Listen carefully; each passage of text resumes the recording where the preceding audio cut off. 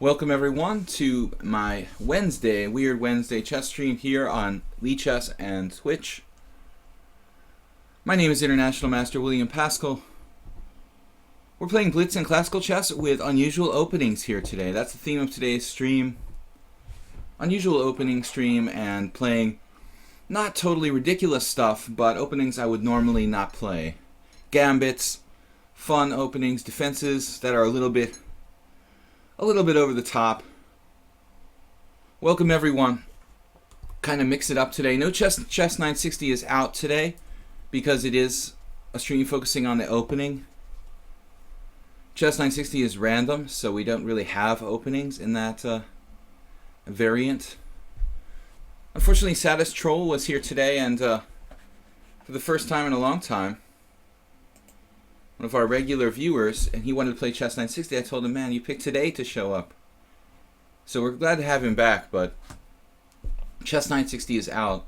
We've got two challenges, Hunt the King and Mule Skinner, both 8-3. So if you want to play, you can challenge me to an 8-3 game. That's the longest that we'll play. But I will play games as fast as 5-3. So anything between 5-3 and 8-3. And if you challenge me to a faster time, base time, like 5 minutes or 6 minutes, you can up the increment to 5 seconds if you like. So every time I see when I write Weird Wednesday, do you guys have this, that in English the word weird just looks weird? Like you're never sure whether it's spelled with an I-E or an E-I? You know that word, that saying when you learn English, if you're a kid, if you guys are English speakers, but there's this I before E except after C that doesn't apply with the word weird. It's like the only word that has an exception to that rule you learn as a kid when you learn English. Anyway, I saw my stream title up there on lichess and I was thinking about it. Hunt the King, Mule Skinner. We're going to get started with Weird Wednesday here today. Our faithful moderator, I don't know if he's here yet, Jeroen? He usually likes to be here for Weird Wednesday and Thirsty Thursday. Silly Turtle. Silly Turtle? That's just silly, man. Alright. So we're going to get started. Hunt the King first. 8-3. Now, the idea is basically that I'm going to play openings that I wouldn't normally play. Fun stuff like gambits or other unusual stuff. Not like totally absurd, crazy moves that are random, but again, unusual openings, so it doesn't have to be completely extreme. I'm not going to play total garbage like H4, A4, ridiculous moves that don't really, even have a place in opening theory. It's hard to draw the line, though. So I want to think about it a little bit here, what I'm going to do. I think there's more theory to E4 than any other opening. So usually it's the safest bet to play E4. There's more ideas, more knowledge, more creative stuff that's been invented for white after E4. I have an easier time finding unusual openings there. But we could play an unusual move on the first move. Sometimes I play F4. Sometimes I play A3. I've played C3. But let's open with E4. It's also hard to get quote-unquote unusual openings with the flank openings like C4 or Knight F3. Lately I've been playing some center games with bad results here, and looking at it, I mean, actually it has a pretty bad score after pawn takes pawn, queen takes pawn, knight C6. The variation with queen E3 doesn't do very well, and the last time on my stream I had a bad opening with that, so I think I'm going to steer clear of that for a little while. We'll play something different here. Maybe C3. However, C3, it's better to play a Ponziani probably. Edgar McCormick used to play this.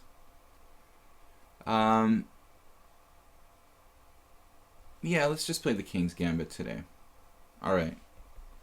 We should start with the King's Gambit. Is not the rule. Right. I before E except after C. Isn't that the rule? That's how I learn. Weird always tripped me up because it's the opposite in that case. So he plays the King's Gambit declined with d6.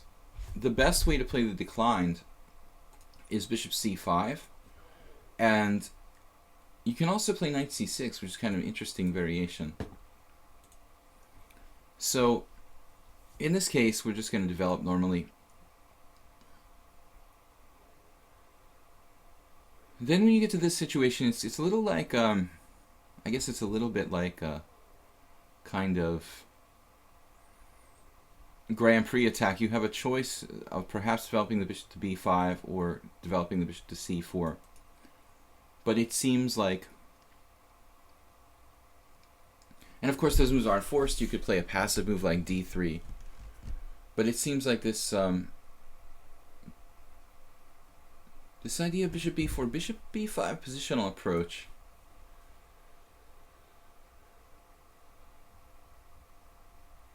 then if pawn takes pawn, I could play d4. Okay, this is interesting. Let's try.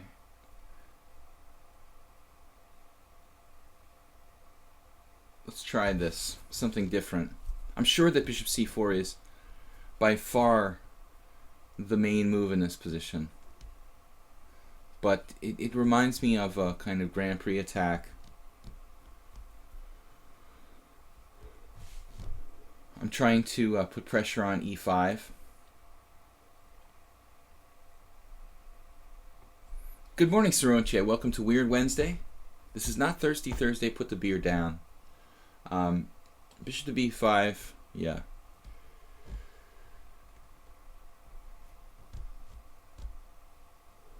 I don't know. I mean, I'm sure that bishop c4 is the main move. I felt like trying something a little different here. After bishop c4, pawn takes pawn, d4, g5, and then maybe something like h4 for white. I would take a look at very seriously. Bishop c4. Okay, pawn takes pawn. This is not the best version of the King's Gambit accepted. So after bishop c4, I'm not really sure what black should do. After this move, though, black has choices, obviously, but it's not as incisive as bishop to c4. Bishop to c4 has kind of an immediate pressure on f7. This is more of a kind of long-term attempt.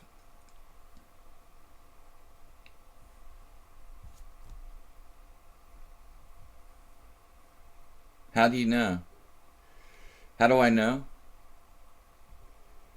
You just see the look on your look on your face, the beer in your hand. 10 o'clock in the morning. How does he know about that? Welcome everybody. I wanted to let you know that on my YouTube channel, Video Chess Training on YouTube, I uploaded the review of some simul games from this past Sunday, from my 6:30 p.m. CEST simul on lichess, and it went pretty well. There's I didn't have a lot of time to edit it, but there weren't a lot of mistakes or anything. Just that there was one point where like this bottle of water was about to fall off my table while I was recording the video. So if you watch the whole video, which is like almost an hour, you can find this one funny point where it looks like I'm just having an epileptic seizure for no reason, but outside the view of the webcam, there's like this bottle of water that's about to fall off the table. I didn't have time to edit it yesterday. I was really busy, and so I thought, okay, I'll just leave it. You know, kind of a funny hidden thing to look for in my video there. F6, but I thought it went well. There were some interesting games. Jeroen, I'm sorry you didn't make it this week. Friendly draws just aren't gonna make it into the Sunday simul review. F6. That's a very bad move. I understand your intention to like strengthen the e5 pawn, but there's too many weaknesses on the white squares. Not like it's losing by force or something. I mean, honestly, I think after bishop b5, really, maybe black should consider taking this pawn here. Wish I could use the analysis board while I'm playing. I guess that's not allowed. So pawn takes pawn. What am I supposed to do now? d4, I guess? And then I thought g5 because I'm not really threatening anything, you know? If I play d5, black has a6. And if bishop a4, b5. So this d4 doesn't actually threaten to win a piece. So I thought, therefore, pawn takes pawn, d4, g5. Black can try to protect that, the pawn on f4. And with my bishop on b5 instead of on c4, it seems like it shouldn't be that dangerous for black. Somehow you can probably get away with taking the pawn back. But f6 looks okay. I mean, I said it's a bad move. I mean, it's a bad move, but it's not like it's losing by force or something. It's a bad move strategically. It's not that bad.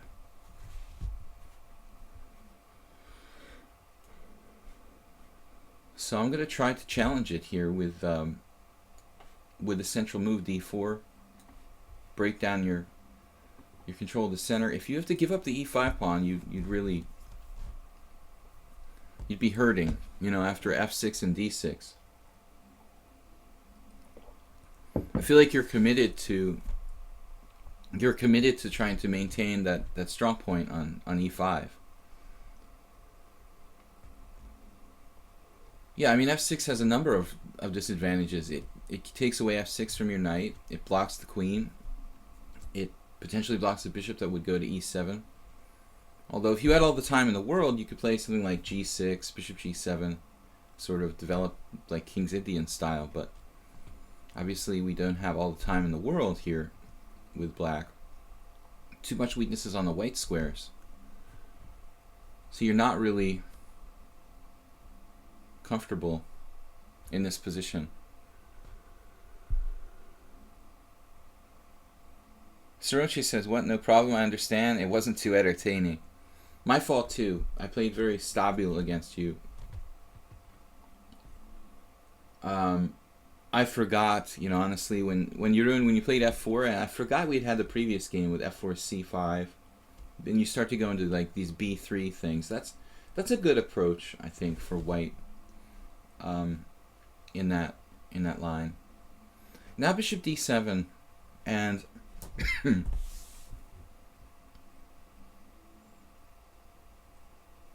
yeah, I mean, it's very tempting for me to play d5 here, and then you go knight to e7.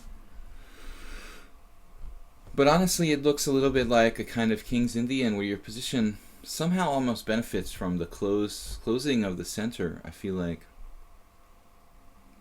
I should try to keep the tension, keep the pressure on your position. So knight c3. I think closing the center, although I trade technically my bad bishop for your good bishop. I was talking about this concept with a student, and you know, a lot of people I just take for granted that they understand what I'm talking about when I say good bishop and bad bishop. But there's a lot of players, advanced amateur players, who haven't studied from books, who don't really, you know, think of it that way in terms of good bishop, bad bishop. So I shouldn't just take for granted that everyone knows what I'm talking about. But by good bishop, I'm saying the bishop that's not on the color of the pawns, you know. So the pawns are all on dark here. D6, E5, F6. And then the white square bishop is his good bishop, the bishop that's protecting the other color, the white color, that the dark square pawns, you know, can't protect, basically. So it's more than just a good piece that's mobile, it's also the defender of the white squares for black. Okay, so now I can't win any material, right? We should just keep developing castles. He quickly played a6. And unfortunately I can't play the bishop to d3. And I don't really want to trade it off.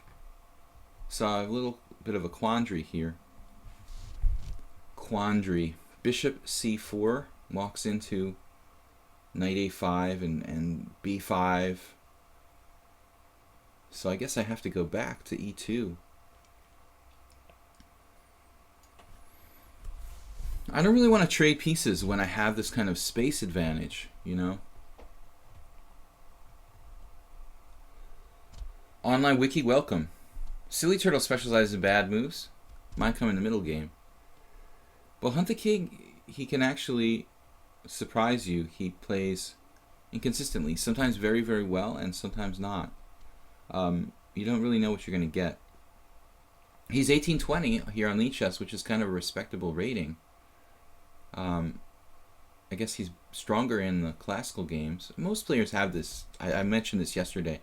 There seems to be like 100, 200 point difference in ratings between like blitz and classical, but I think 1820 in classical is pretty respectable. I'm surprised he hasn't nicked me for at least a draw, but I still have a perfect score. I'm gloating a little bit.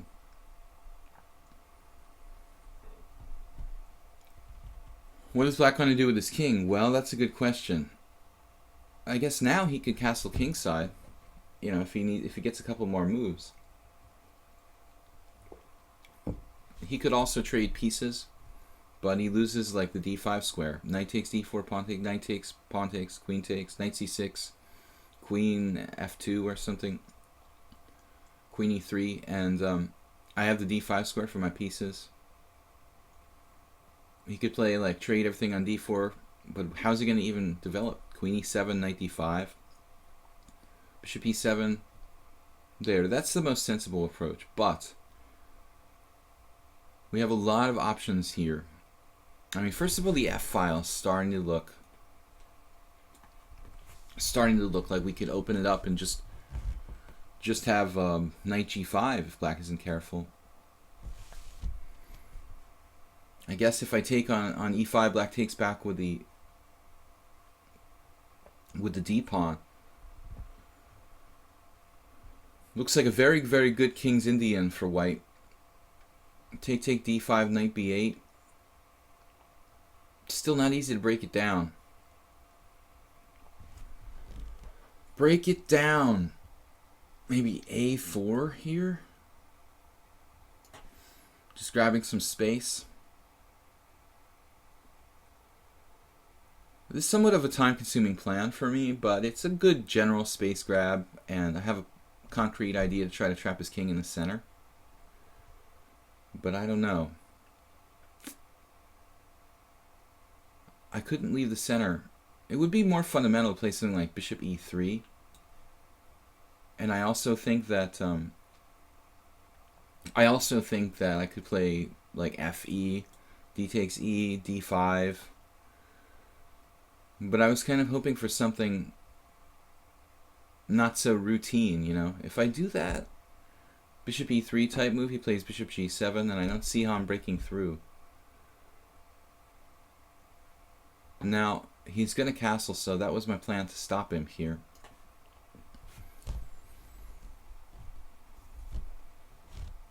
Wasted a lot of time with my white squared bishop. But if it works, it works. I moved it 3 times. That's okay. Quality is more important than quantity. You're eating a watermelon. How are you eating a watermelon? Wow, bishop g4.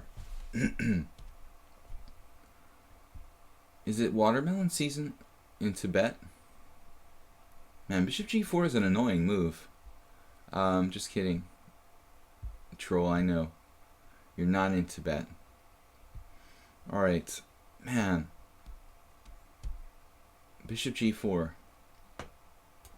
I have to defend my center now. This is not really the plan. Bishop g4 gets kind of complicated. And now f5, that's a sharp move, putting pressure on d4. So he's making my life difficult. I was not planning on things getting this complicated. Well, maybe I take on e5.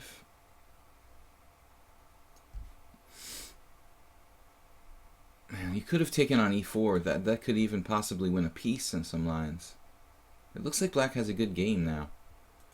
How did I manage to screw this up?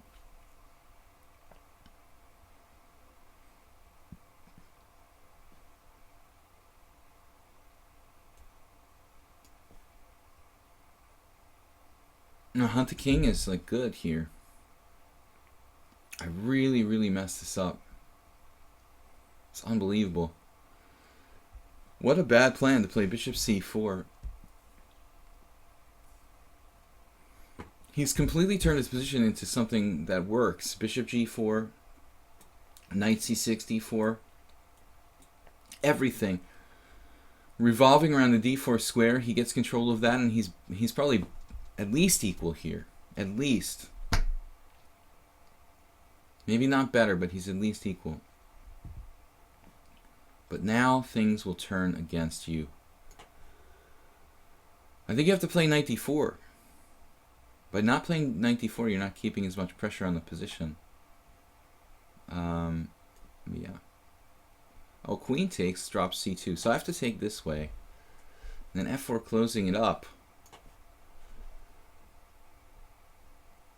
Precarious, though.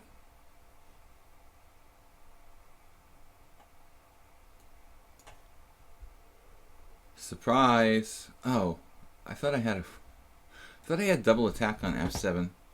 This isn't so clear. I'm better here, but I wanted to play two moves at once, basically. Knight d5. Knight b5 and d6. I need to get both those. So I'm not necessarily winning. You have moves here. It's not over. But I don't understand. Let's see this for a minute here. Why didn't you play knight to d4 in this position? I mean, this is very thematic. Knight to d4, maybe you're afraid the knight gets trapped. Well, you're going to trade it on f3. Knight d4, I don't really have an obvious move in that position. The other question was when I played h3. No.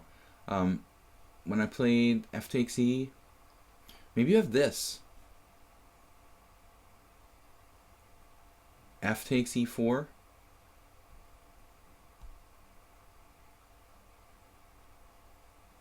F takes e4, very nasty. You're going to fork my pieces. Knight takes e4, d5's coming up. So I think I let this get the spiral out of control there. I mean, I'm not sure. You might have just been winning there almost after f takes e4. Spiraling out of control. How have you English speakers been taught at some level that the pronoun you is plural?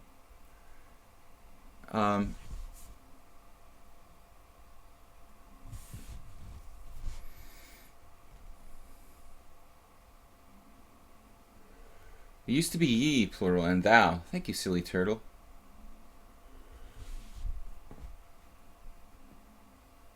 Alright. Mule Skinner. Let's play the Dunst opening. In honor of FIDE Master Asa Hoffman, the gladiator. Chess gladiator. Knight c3. Hunt the king. I mean, you had f takes e4, which is very thematic. You had knight d4, which is more thematic. You had me confused, man. I wasted too much time. This bishop move was nice to play bishop c4, but it was a bad plan. I should have played straight up development a4, bishop c4. It's too slow. I should have played like bishop e3, and or d5. Now e5. So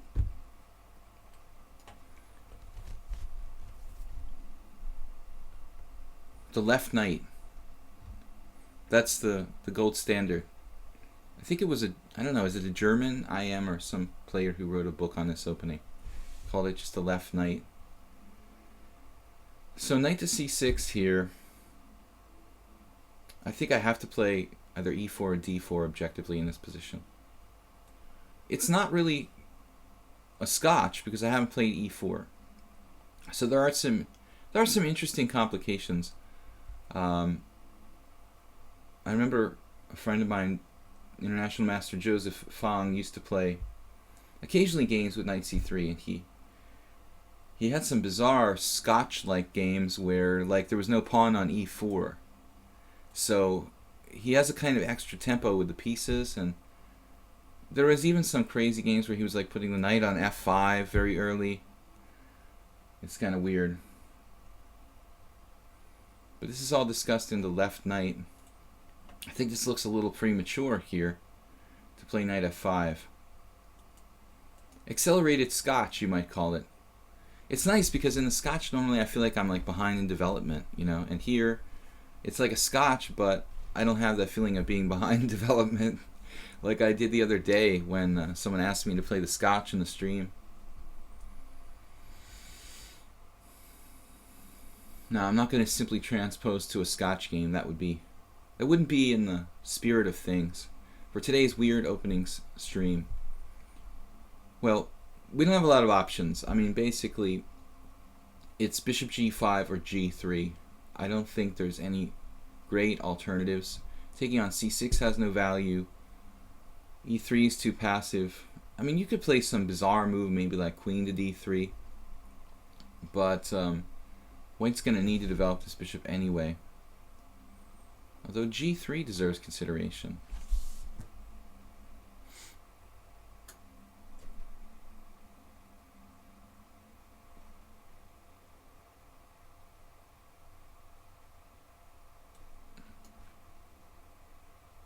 This feels like the most natural move. I also played analogous positions of the English for white, so that's the same debate in the English. We have like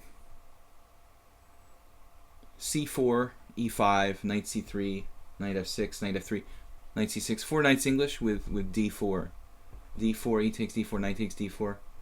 I don't really like my knight blocking my c-pawn. Another topic I talked about with a new student yesterday was this whole idea of knights and c-pawns and when should you block your c-pawn or not, you know, and I told him, look, I mean, in general, I think it's like always good to have the pawn out in front of the knight, you know, attacking the center. You want to have as much control of the center as possible. But there are certain positions like when you want to castle queenside, okay? I mean, if the plan is to castle queenside, then most often you're probably going to want to have that c-pawn back as a kind of shield for the white king. So if I play c4, I'm probably never castling queenside. Yeah, now here's again, this is where we look at the Zhou Fang kind of ideas with knight f5. I mean, I don't think that it's really worth it, you know.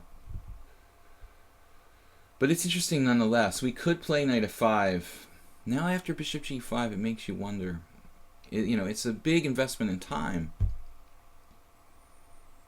But it makes you wonder. I mean, maybe it's worth it. You can play knight f5, just grab his bishop.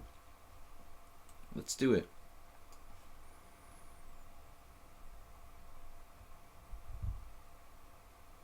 You know, he can't play d5 because I'll take on e7, take on f6, and just take the pawn on d5. Unless it's some sort of pawn sacrifice.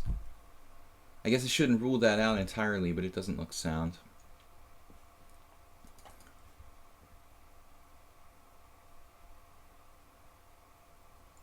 And now, for my next trick, I don't have to go totally crazy here, castling queenside. We could also... We have knight takes e7 and knight d5 here.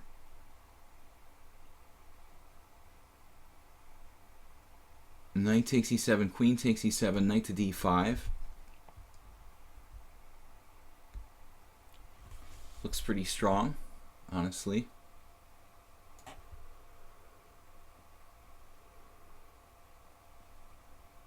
And white is better.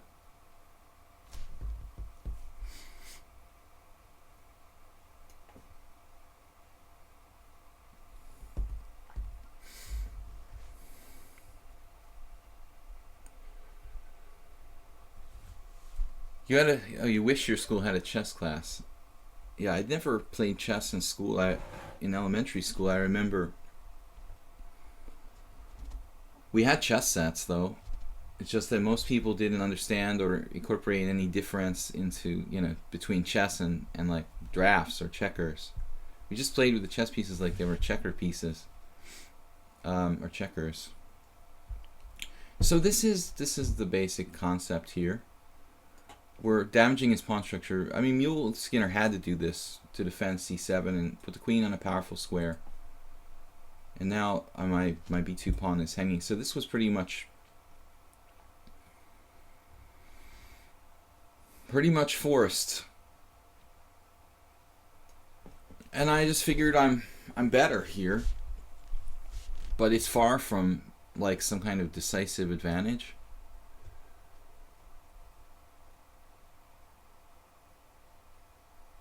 There's certain variations of some openings, some mainline openings, where this pawn structure happens, you know, and it's not so bad for black. The double isolated f pawns, but it's pretty rare. Pretty rare. I mean, many instances you'll have doubled f pawns, but usually they're not isolated. It is around your king, and so that is always going to be a danger.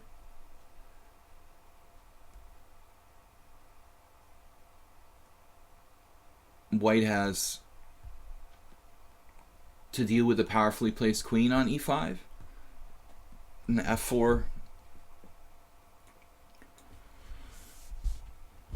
Obviously f4, you can't move pawns back. That's the problem. Once you move the pawns forward, right, they don't move back again. So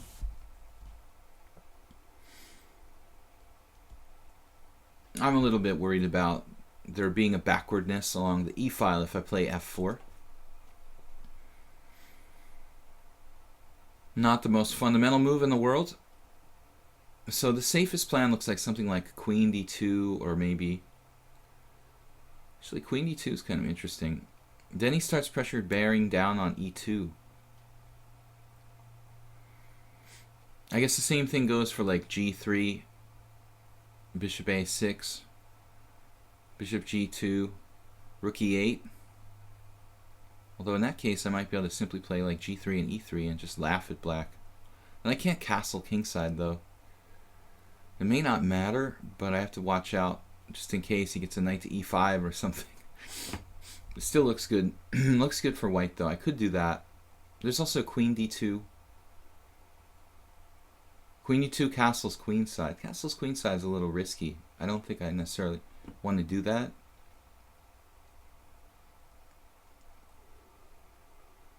So, I don't know, g3, queen d2, e3. Office 365 upgrade is ready. Yes, thank you. God, I love Microsoft. Alright, e3 or g3.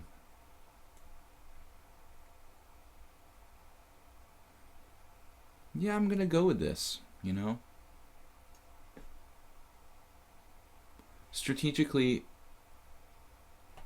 there's no counterplay along the g file for black. I've got the f4 outpost for the knight. If I need to protect e2, actually, that might be better than playing... That's better than playing like e3, perhaps.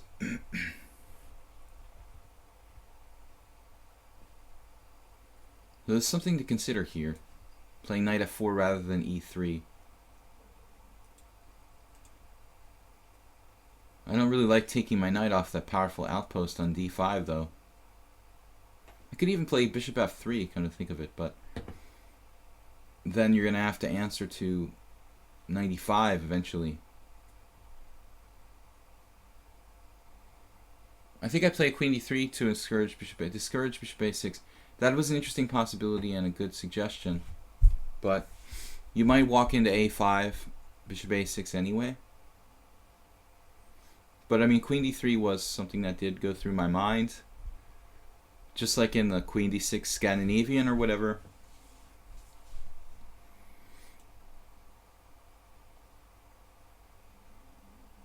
I'm gonna play e3 anyway. Screw it.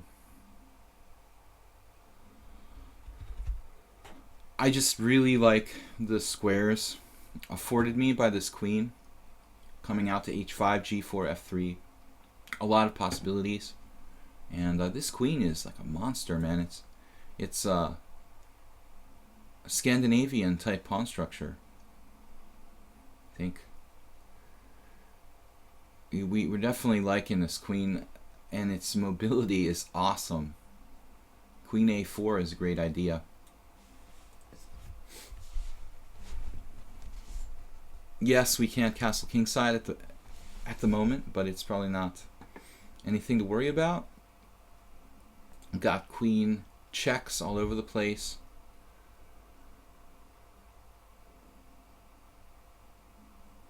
Queen g4 check. First things first, though, I want to get my king to a safe position.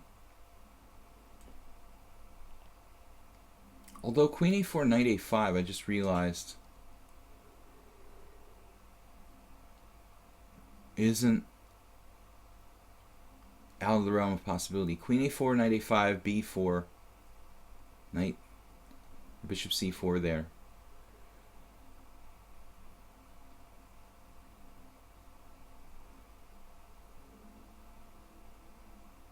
Queen a4, knight a5. We just castle queenside now at this point.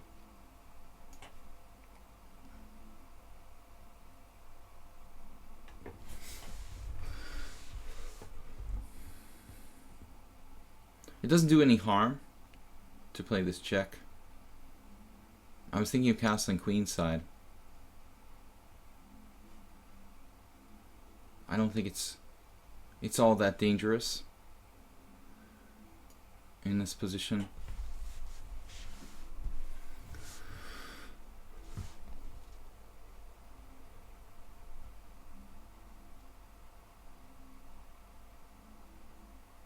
Clear advantage to white. Mule Skinner, though, with the 3-minute time advantage. Asiana, this is exactly what he suggested. He's the one who said queen d3. Yeah, this looks good enough. I mean, I didn't see anything better. Queen a4 wasn't that clear to me. So, no harm in the queen check, and now castles queenside. I would prefer to castle kingside. My king is a little safer over there. The pawn structure with more pawn safety, more pawn shelter for the white king. Ideally, would rather be on the king side, but it's still very hard for black to get at my king here. Much, much harder than it is for me to attack his with those broken pawns and whatnot. So, yeah, this is pretty much what I figured. Now maybe queen h4. Well, there could be a problem there.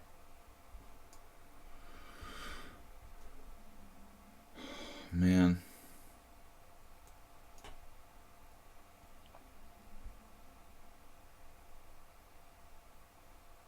No, there's no problem with this move.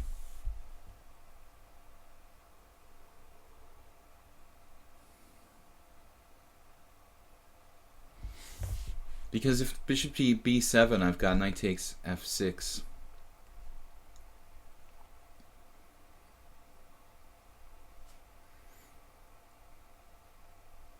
And I'm threatening just to take on f6, so black is in a really bad way here.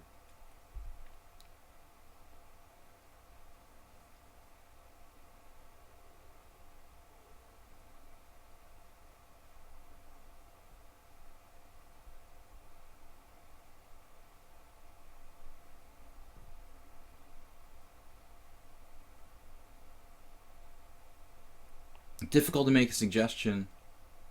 He doesn't want to just lose a pawn. But knight takes d5 is not very friendly either.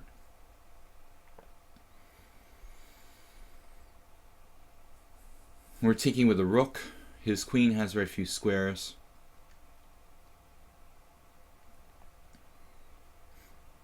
I mean, objectively, black is nearly lost. Nearly. Maybe there's still some hope. The d-file, the bad pawn structure, all these factors are in white's favor.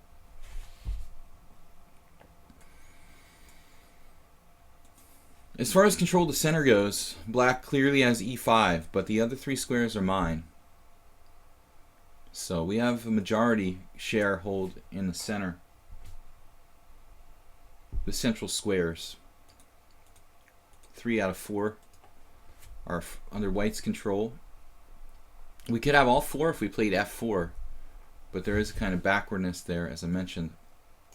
So eventually he has to give up something here.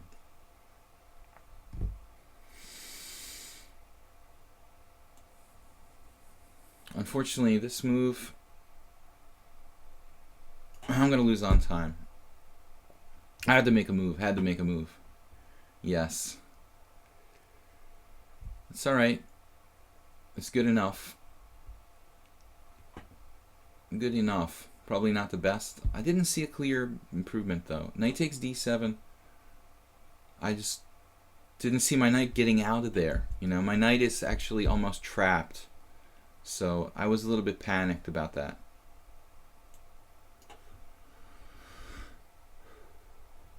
Speaking of trapped, his bishop was almost trapped, but not the case here. Not trapped. Not just yet. Master has that. Alright, well. Wow, I like almost lost on time because it flashed back to my screensaver.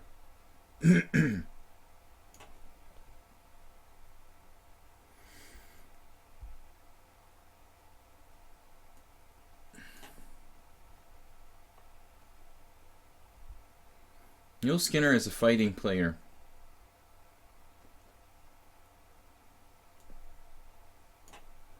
But I'm really trying to trade pieces.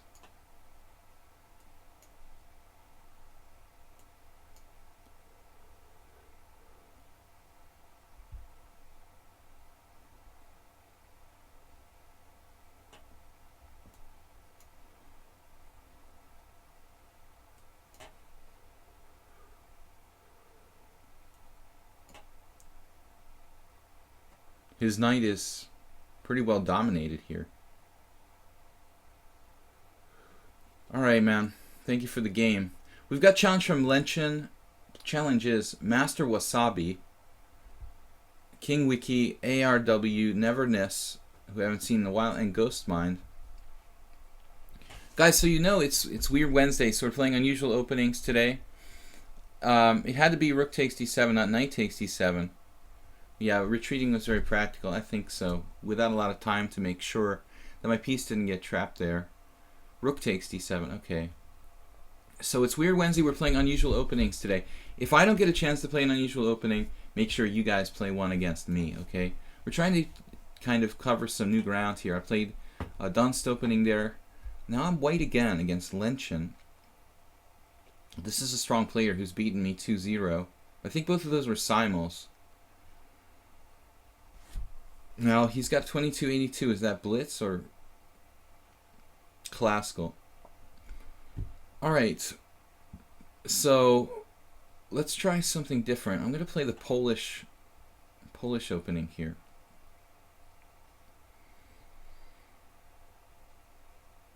Now, I guess bishop b2 is the main move.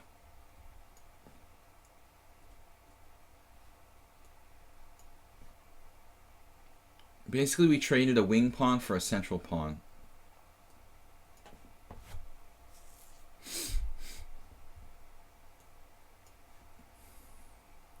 This is the variation that Andras Shadorian recommends for black, actually. You should go into this kind of main line.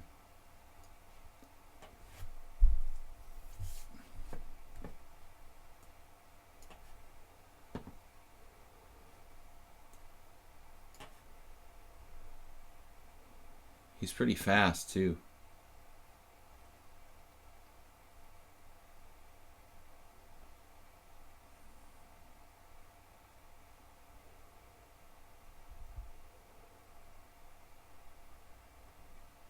So,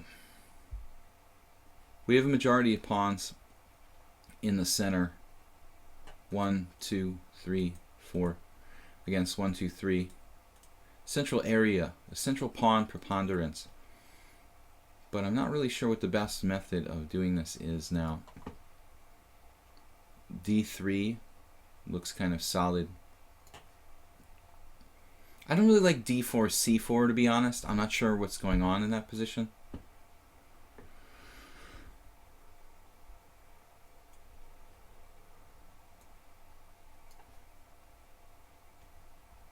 It's kind of like a Queen's Indian type formation.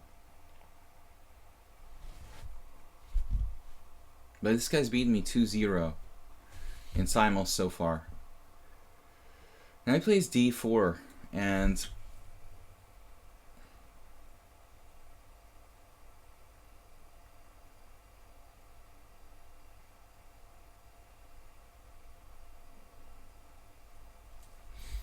I mean, I don't know. I don't really like taking, but I do like the idea that I might win a pawn in some lines.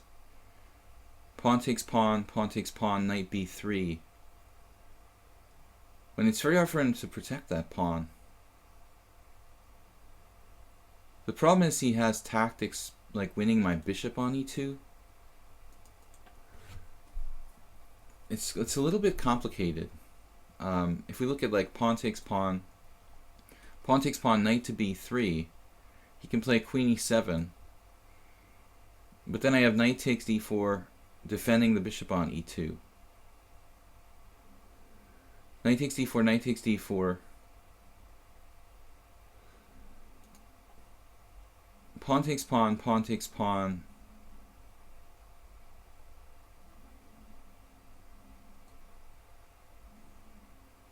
But it just occurred to me he can also play pawn takes pawn, queen e7 right away. And then I could play knight e4, giving the pawn back.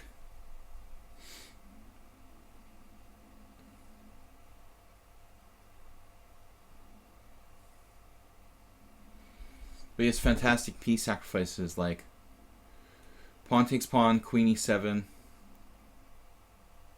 Obviously, rook e1 is dangerous for me.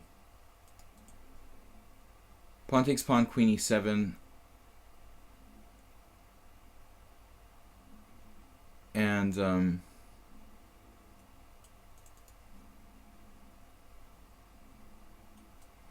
knight e4, knight d5.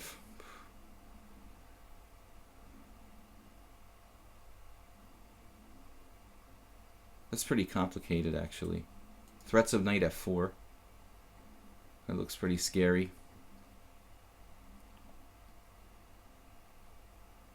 You could play e4. This is like...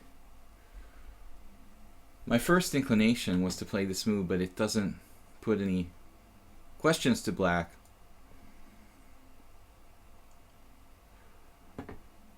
How about pawn takes pawn, knight takes pawn? Knight takes, pawn takes, knight b3, or knight f3.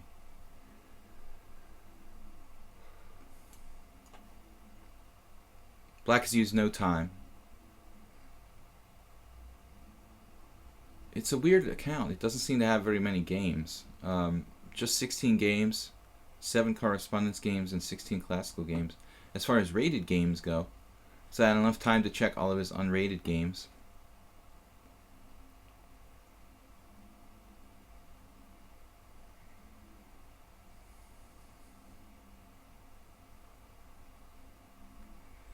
So, I mentioned as we started out, there's this very strong and eccentric Andras Shadorian who loved to play with black. You know, his big theme is black is okay, and wow, knight e4, knight d5 right away.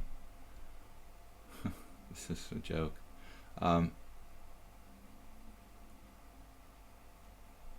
Yeah. So,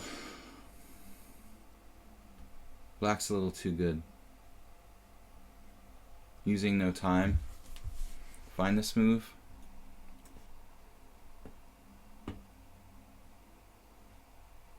Now knight f4 is too big a threat. I could play a3 maybe?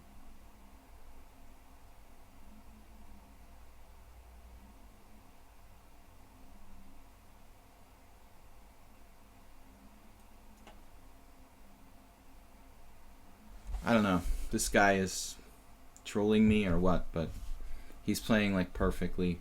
He's already 2-0 against me. Now it's like in blitz, he's perfect too. Not just in classical chess. So I might as well just resign here. I don't really know what this guy's deal is, but it's a little too weird.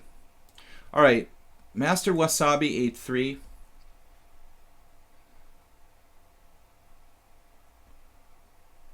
Too suspicious, that player. I'm not going to continue. We're just going to not get trolled by somebody. Let's not waste our time. Master Wasabi, we're going to play black here. I'm not sure I was lost in that final position, but it wouldn't bother me if the guy took a little bit of time, but he's like making perfect moves instantly, which does bother me. So that's concerning, I think. His time usage there. All right, Master Wasabi, I'm going to play. You're playing the bird opening here. This is rated, Master Wasabi. All right, we've got to abort the game. Master Wasabi, if you can re-challenge me to an unrated game. Actually, what was the last game? I hope that wasn't rated too. No, okay. So Lin Chen, I'm sorry, but it's just a little bit too weird, man. I feel like you're trolling me. So, you know, come at me with an account that has like a 2400 rating with some established. Actually, I shouldn't have accepted Lin Chen's challenge because we did decide that we're not gonna play people who have less than 50 games. That definitely fits the bill here. So I shouldn't have accepted his challenge in the first place. All right. We are going to play people who have challenged me to casual games, who have at least 50 established games in the time control we're playing. So, Mr. Lin Chen, you need to go play 50 rated games and come back and see me. King Wiki, this last player who challenged me needs to re-challenge me. I just can't play a rated game. Alright. So I'm not here to get trolled by people using chess engines or whatever. Knight F3. We've got a message already. Legend says, sorry, you ran into a line I extensively analyzed. I'm sure, dude. It's possible. Or maybe not. You know, it's difficult to say. But I won't play anybody who has less than 50 rated games anyway, so I shouldn't have accepted your challenge anyway. You need to have an established rating for me to play you. E4. Mr. Dorian has extensively analyzed it too, but I have the book downstairs. I don't know. Yeah, that's possible, sure. It's possible you win every game against me too. E4, just by coincidence. E4, we're going to start with this. Is that Roman in your Twitch TV avatar? My Twitch TV avatar? What? You know, that's the chess master, man. I just take it for granted because I actually had the first ever Chess Master 2000. Notice the 2000. I had an Apple IIc computer back in the late 80s. And, you know, with the floppy disk, the old style big floppy disks. And the first Chess Master program ever that came out was this thing called Chess Master 2000. And I don't know what's up with the copyright there. I mean, Twitch is just like using that picture on their, you know, chess avatar on, I don't know if they have the copyright for that. Kind of one, it's like probably Electronic Arts, or I'm not sure who actually created that. Yeah. It looks more like Gandalf than it does Roman. The Roman may look like that by now. Alright, how are we going to play something unusual here? Should we play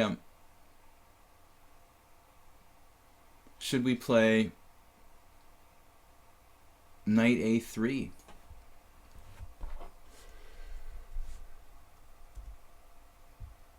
Honestly, Anna, I should go get more classical games on lichess probably. Well, I mean, you know, Lin Chen had like none. I mean, he has a rating based on 8 games or something. and he's already like 2-0 against me. It doesn't bode well, you know. The guy's like a FIDE master or something, I could believe his score, but when you're like an anonymous player and you start beating me every single game, playing perfectly every single game, the writing's on the wall after a while. I can believe you once or twice, but it's possible he knows the Polish opening perfectly, but he also beat me in 2 simul games. He also doesn't have a rating. It's all too much, so I have to ask people who have like 50 games. A6 is an interesting move. And here I should probably transpose some sort of C3 Sicilian now. Because my knight's path, I could play knight C4, I guess, allowing B5 going to E3. That's all right. That's reasonable too. Strange, closed Sicilian type of thing. C3, it's difficult for me to say knight C4 or C3.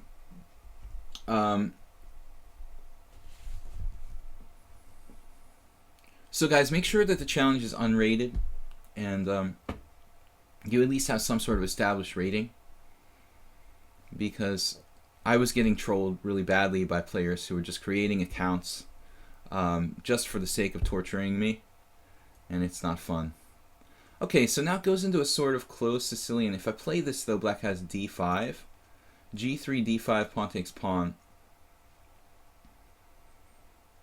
and then like queen is threatening rook on H1. I could play bishop G2, knight F3 followed by bishop G2.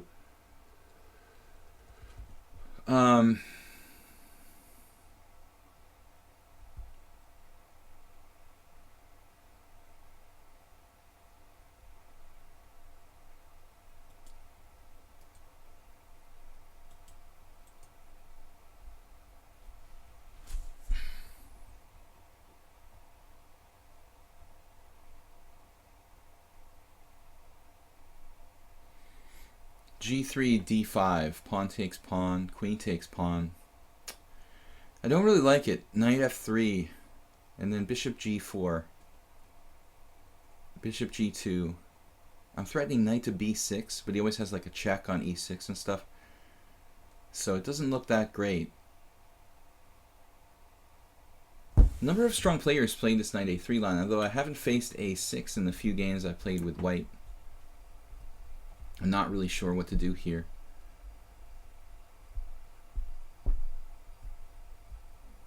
Just knight F3. It looks like a pretty lame sort of setup, honestly. We could play. I really want to make this G3 work, but I just don't see how it's going to work.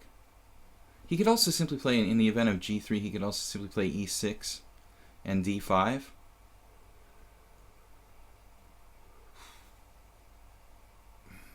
So I don't know. Maybe it would have been better to play like C3 on move 3.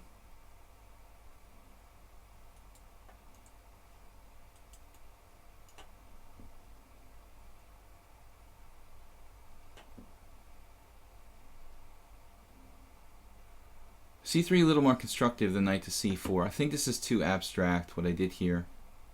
Debatable, this move, knight C4. So good defense by King Wiki, good answer. Just simply A6. Followed by maybe B5 at some point.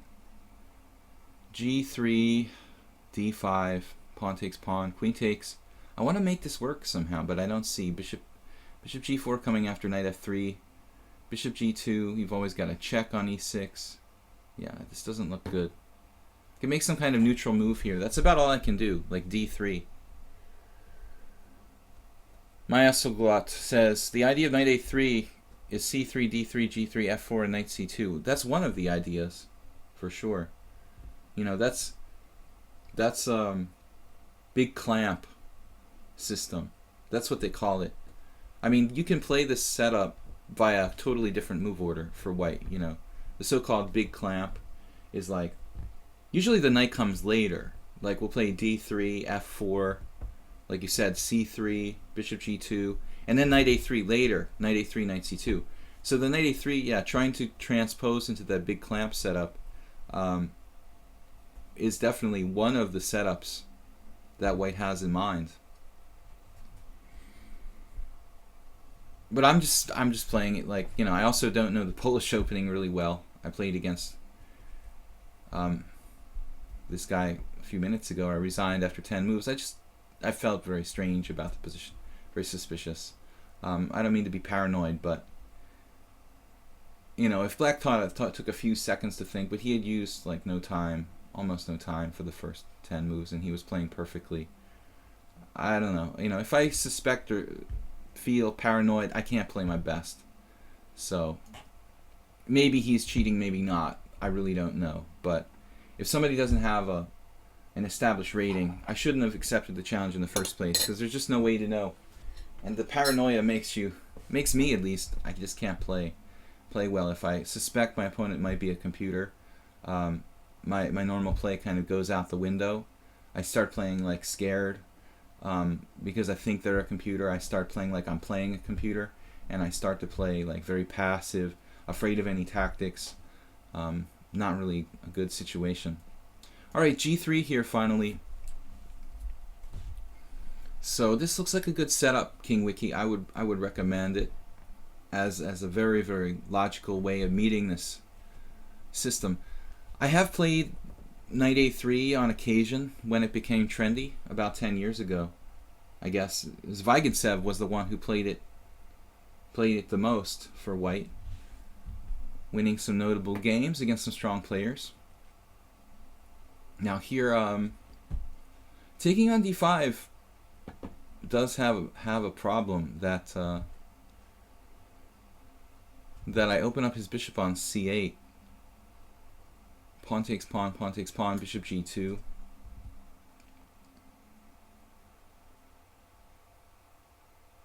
So maybe in my best interest not to do that. Then again, if my knight gets hit with d4, where is it going in this position? I'm going to be fianchettoing it or going back to like f1, it looks like. This is really bizarre. Don't try this at home, guys.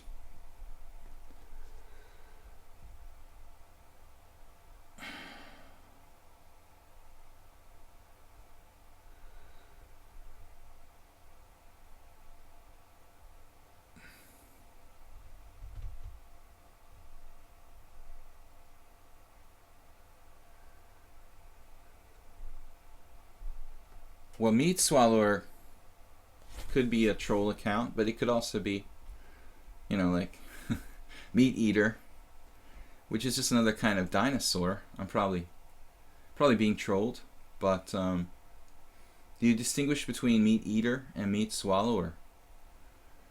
Gladys Troll.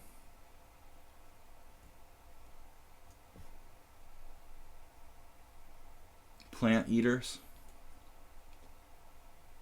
Got the knight on f1, not very good. Trolls will be punished, of course. It's been fairly good in the stream lately. We try not to give any credence to any sort of trolls. I'm also enacting this rule where I don't play anybody with unestablished ratings to discourage people from trolling me, as I said. So very awkward King's Indian here for white. The knight on f1 fulfilling the function of actually stopping knight e3, though. This threat of knight g4, knight e3 is not something I have to worry about now.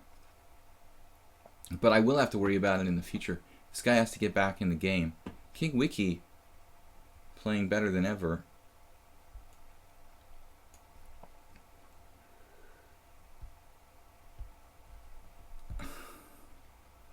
Let's watch it. I guess I should close it up on the king side here. Think about closing it up.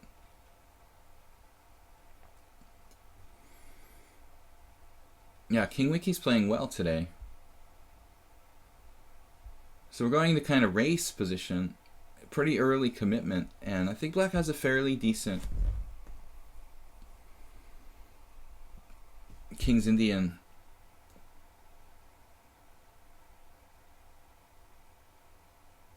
He's also threatening like bishop b4 check. Not much I can do about it at this point. I'm not saying that's necessarily the best move, King Wiki. Just so very fast. Actually, I shouldn't play King Wiki. He's only got 21 games. According to my own rules, you know, he's not qualified for the... Is that you, Aniasiana? Are you King Wiki? No, you're different, right? Because according to my own rules, I shouldn't play King Wiki. He's got only 21 games in Classical. But we established already that he's lost every game against me, so he's not a troll. But if I encounter a new player with the same statistics as King Wiki, I won't accept a challenge. Though I started playing King Wiki before I enacted this rule, so we'll continue retroactively to play King Wiki. We got to draw the line somewhere, though, to escape from these people. As I said, creating trolling accounts to bash me with computers.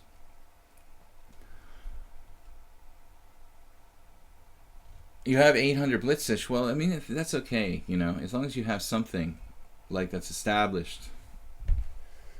Then I trust your, you know, there's some importance to your account, right? If it gets erased, you'd be upset about that. You know, you're not going to cheat with the computer as much as, you know, somebody who just created the account that day and a disposable account to troll me with is not a big deal to get rid of. But if you have, like, you know, 2,000 games in your account, you probably don't want to cheat against me and have your account banned forever if you put that much time into it. So I don't know about Lenshin. Maybe he's telling the truth, but I'm just too paranoid to be able to play players like that. I'm like,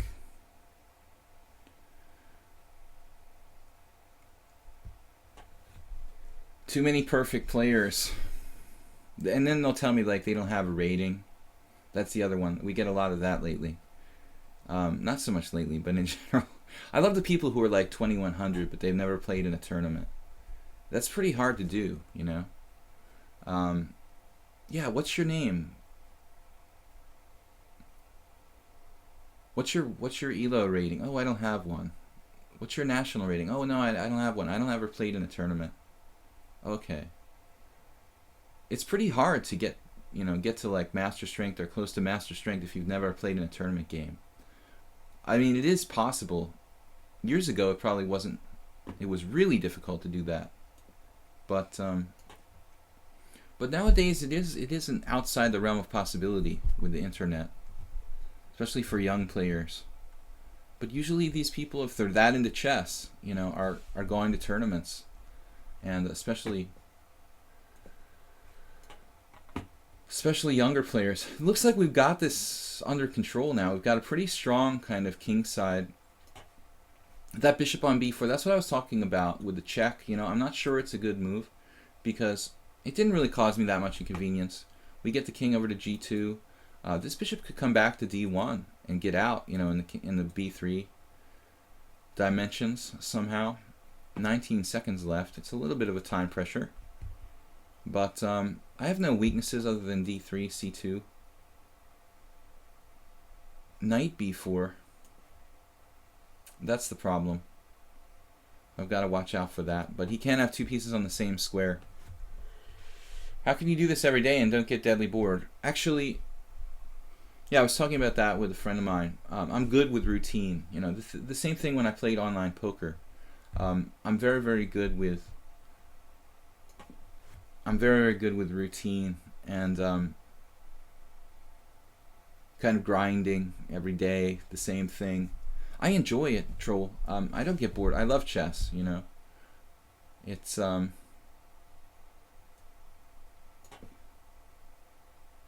every day is different. We have different games.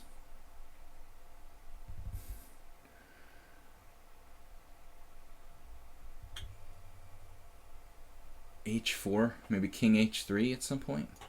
I don't want to trade pieces. Now the g file is obviously a very, very important factor here.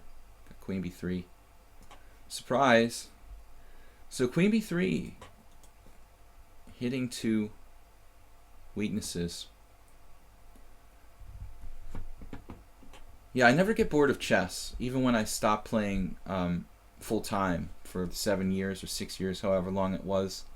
I was still playing occasionally in a Hungarian Team Championship. I still play Blitz online.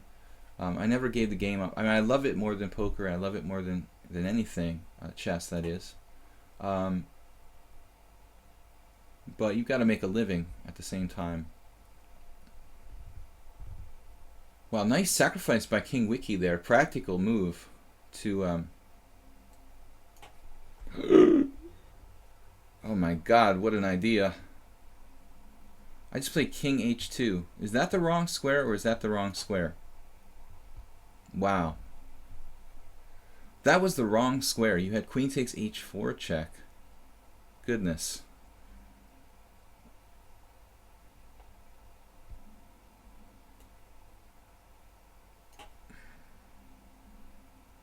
He's going to have to sack more material here. I don't think he has that much more material to give back.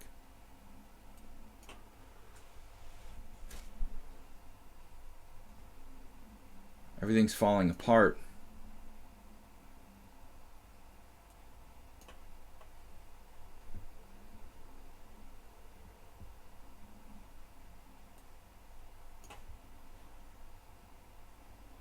This all went drastically wrong.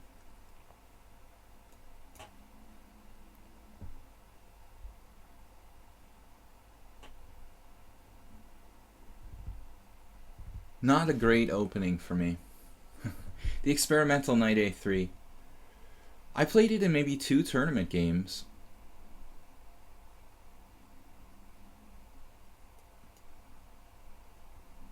I got reasonable positions. I don't think I lost either of those games. Nobody played a6. I've also not played a6 myself. And when I faced it, I didn't know what to do. The first time, this guy Seth Homa, some master from like the Midwest or something, played it against me in the US Open in 2006. That's when the thing was just being invented, I guess, this knight a3, this Weigensee variation. I remember sitting there, and when the guy played knight a3 against me, I must have thought for like 40 minutes or something, you know, trying to think about, like, to figure it out, you know, really what's the best move for black on move 2. Literally, like, e4, c5, knight a3, I'm in the US Open, it's a long time control in 2006, and I just sat there, and I must have thought for 40 minutes. And later on, I didn't win the game, you know. It didn't help, you know, that I had spent 40 minutes on move 1 against a lower-rated opponent. So ARW 1389. Later on, I tried to play it myself against Jozo Pataki and I think somebody else. But you can look up some Weigensee games of the knight a3. It's kind of interesting. Not really in fashion anymore. I saw Shabalov copy it and play it. E4, C5, knight A3, knight C6, bishop B5. That was a game from the same US Open, ironically. Shabalov played against this guy who's very strong now, Emilio Cordova. I remember in the same tournament where Seth Homa played knight A3 against me, the 2006 US Open, Shabalov played it with white against the young Cordova, who wasn't as strong as he is now. He's now like well over 2650 or high 2600s. Quite strong grandmaster from Peru. B6. We've got the black player now playing the unusual opening, the Owen defense. So I was teaching one of my students yesterday this how to play against the Owen defense, and I think knight c3 is okay, but I prefer to not allow this idea of e6 and bishop b4. Black gets kind of some counterplay in those lines, so that's why we play bishop d3 and queen e2 instead of that. Online Wiki said, I got rushed with time. How many games do I need to have played to challenge you then? I never play on lichess. Little pingwing. Yeah, I guess we are, you know, I mean, we're mostly expecting the viewers here to be lichess players, of course, because we're streaming on Twitch and lichess, but there are some guys probably who follow the stream who aren't necessarily playing on lichess. This is true. You bring up a good point, little pingwing.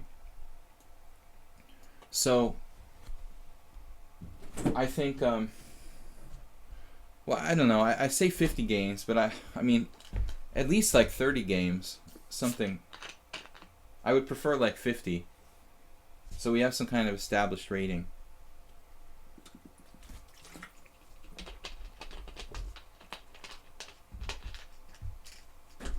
It's a minimum of 30 games. Lenchin or whatever, this guy who's 3-0 against me, he has like less than 10 rated games. So that's like none. I mean, I didn't even really bother to check before I accepted the challenge, but I'm not gonna go into the games blindly anymore. I've got to check every single time, basically, to make sure that these are established accounts. Most of the games are players I played before. Master Wasabi, I haven't played before. He's got a lot of games. So with Lenchin, I just remembered I played him before, and he beat me in the simul, but I just kind of assumed he had an established rating. But it turns out he didn't. Knight to c6 here. This is a bit of a problem. After knight f3, pawn takes pawn, pawn takes pawn, knight b4. We have an interesting situation though. We can let you take the bishop and just play with... we play with the concept of giving up the bishop. I'm not sure if this is really best. Probably best is d5. Doesn't work. This is a good move order, it seems like. I don't think I really have a choice, honestly. Very few people have used this move order against me, but it looks very accurate. I mean, we could play d5 here. That's the one thing that I didn't really discuss. Maybe if we look at the theory, there's going to be a question about whether white can play d5 here favorably. I'm not really sure about something like e takes d check, queen e7, and the kind of position should be slightly better for white. But I'm going to have to do some research on that. So I'm going to go into this and borrow an idea that I get a lot in the English defense. This could, it almost feels like it could transpose to an English defense, but I've played e4, so it's different, you know. Although, positions are pretty similar. Knight b4, give up the bishop for the sake of central control, ideal pawn center. I mean, I'm expecting knight b4 there. Now you're giving me a chance to change the situation back to a3. So I think ARW there, are you doing the right thing? ARW, you're the guy that beat me, right? In this opening. Okay. And he really weird, okay, he played really weird knight a7 and whatnot. ARW has an established rating. Okay, so I forgot it was you that we played this before. I lost in a weird position against ARW in the same opening where he had a really ugly position that was probably close to lost, but suddenly I don't know, I just like couldn't find the right plan, and these pieces all came to life and I dropped a piece. It was pretty scary. But objectively I was probably okay there. So bishop e7, castles. I could also play something like b4. It looks a little weakening. b4, bishop b2. d5. No, probably not good. Knight c3. The problem with knight c3 is knight a5. Knight a5 is going to be annoying sometimes. We don't have to commit yet. I mean, as I said, b4, b3, bishop b2, this is a totally viable plan for white, I would think. Knight c3 is more natural. But I do have this hole at b3. But maybe knight c3 followed by e5, something like that. Actually, knight c3, we just let him... Maybe we just let him come into a5, b3. and evacuate our other pieces. So in other words, like bishop g5 or bishop f4 or bishop e3 followed by rook d1. Then the knight comes into b3, but it's not a real problem. That looks like the best. Online wiki, my games against William seem to improve. Yesterday I got out of trouble, set up a nice position for my light square bishop. Unfortunately blundered in the end game. Today was the first game you thought you had a chance. Yeah, I thought you did too. I wasn't really thrilled with the, with the result of the opening there. I don't think I had a good position. So that's the part of the fun with today's stream. But if I feel like, there's a game where I don't have a chance, occasionally I have to give it up. d5, e5. Pawn takes pawn is possible. I don't think that's the way to play this one. It's kind of like a passive French defense. So I have to go with this. f6 is a break, but it's hard to engineer because the e6 pawn is so weak. On the other hand, it's hard for white to make progress here. It's kind of like an advanced French. I had a game with Bui Vin, and it went along these lines. The Vietnamese Grandmaster Bui Vin. The score is messed up in the chess PGN that's on the chess sites. I won the game, but the game score was messed up. When I looked at it later, I was like, this isn't how this went. Sometimes people can't read my writing, and many games that I played, like here in Budapest, are misrecorded in the game scores that went into the chess database or whatever. That was one of them. I clamped down on Bui Vin with like b4 on the queen side, position similar to this. Makes a lot of sense actually. But we have to kind of balance things out between kingside and queenside play. Strongly tempted to play queen c2 to induce some sort of weakness in black's position here. But it looks like putting my queen there on an exposed square on the file, kind of dangerous. I don't know, the c file is pretty important, and I think putting my queen on c2 may waste time. I'm going to play b4. Playing against his knight on c6.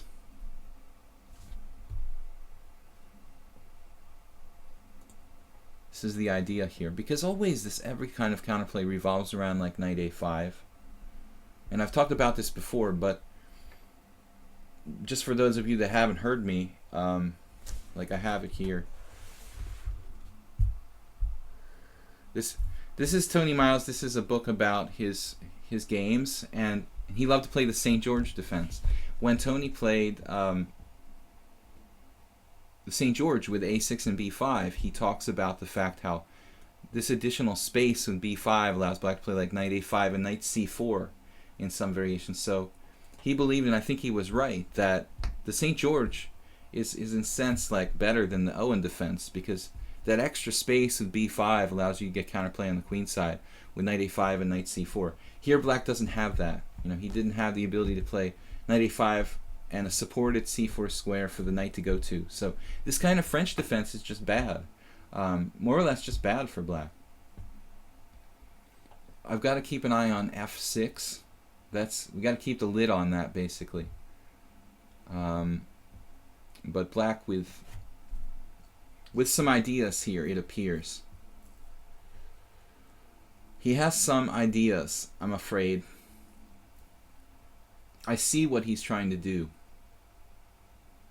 And we've just got to prepare ourselves for it. Rook b1 looks like an interesting move.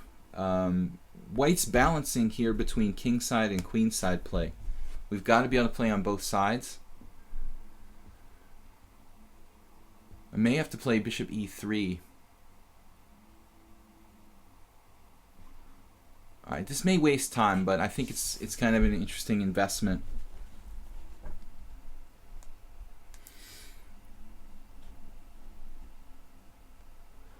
We have a simul every Sunday, that's correct. 6:30 p.m. CEST. You guys can check out my video I just uploaded to my channel, Video Chess Training on YouTube. The idea I'm going over some of the games from my Sunday Simul's in a review video. Here I just concretely lost time with the idea of weakening his king side. With the idea of weakening his king side, he could also play g6. Maybe g6 is a little bit more solid than h6 in a sense. h6 only weakens one square, g6 weakens two. But the fianchetto formation is usually, in the long run, a little bit tougher to crack. So, I mean, I think black has two ways to get counterplay here. You know, f6 and b5 and knight b6. I figured with a6 he's setting up b5, knight b6, as he does here. But it's not that scary, you know, honestly. I think that I do have to watch out for maybe I wanted to say a5, like trading a lot of stuff. Well, I'll just take on a5 if he does that. Ultimately win a pawn. But a5 could be dangerous if I play bishop to b1 in some lines. Alright, we're going to try this. I moved my bishop a lot. Very primitive plan. Rook's kind of jammed in on a1. But it's caveman style is my specialty. Yeah, I was thinking here a5, pawn takes pawn. Probably okay for me.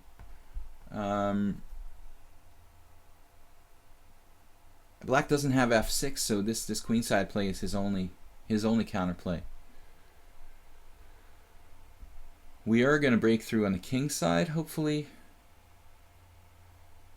Not sure if it's good enough or fast enough. We shall see.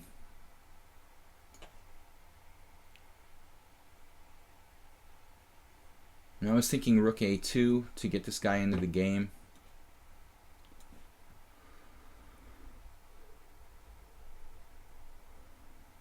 Now the position will change dramatically here now. This may be strong for me. This may be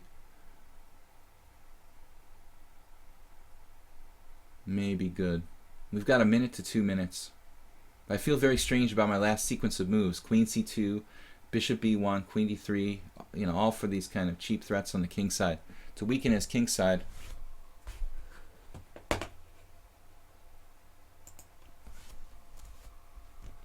Whoa. Oh no. Looks like I lost internet on one of my machines. But we're still here on the other. Well, that's strange. Maybe Twitch went down. Whoa, that is bizarre. Oh.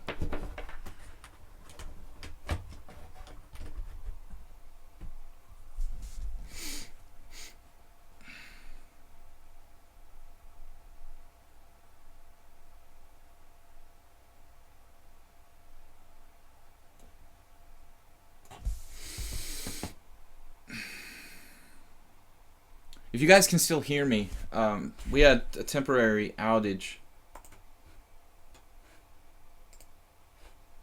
We had a temporary outage of internet on one of my machines, but it's all fixed now.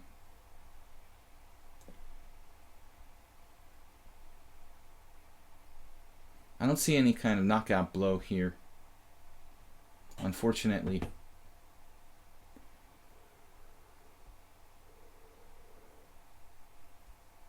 Wow.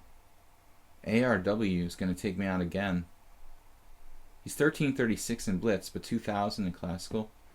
That's kind of weird. Pretty impressive there. I shouldn't really trade queens, but I'm about to lose on time. Dude, how can you be 1300 in blitz and 2000 in classical? Gotta be kidding me. Okay. I'm just slow. That's an 800 point difference in ratings. 700.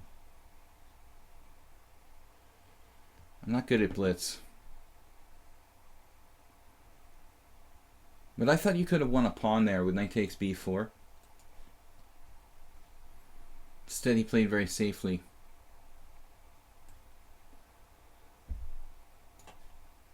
Impressive master level play by black. Defending this successfully. Queen g8. I probably shouldn't trade queens, but now it's knight d8, kind of a slightly passive move. Oh, look at this. Man, I don't want to have this isolated pawn. Now black takes the initiative. Have to be very careful here.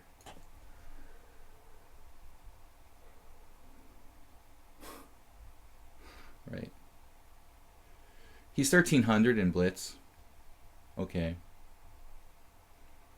I don't think so, dude. How can you be 1300 in blitz? 1300 is like where you hang all your pieces. You're letting a friend play on your blitz games or something?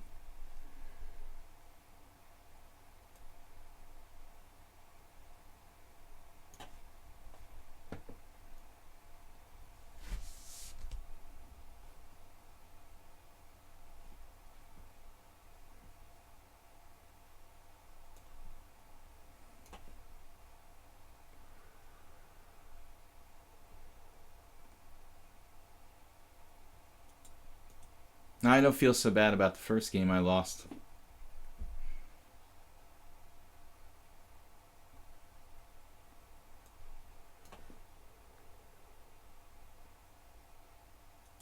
This is like clear advantage to black.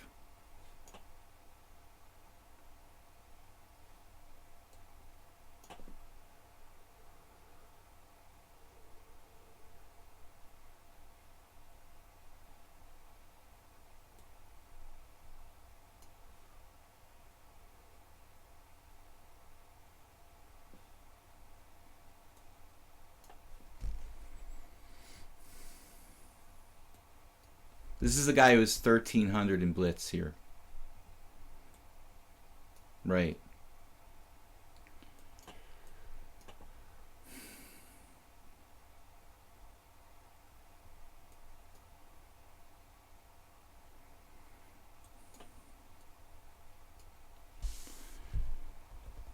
Now, I don't really appreciate,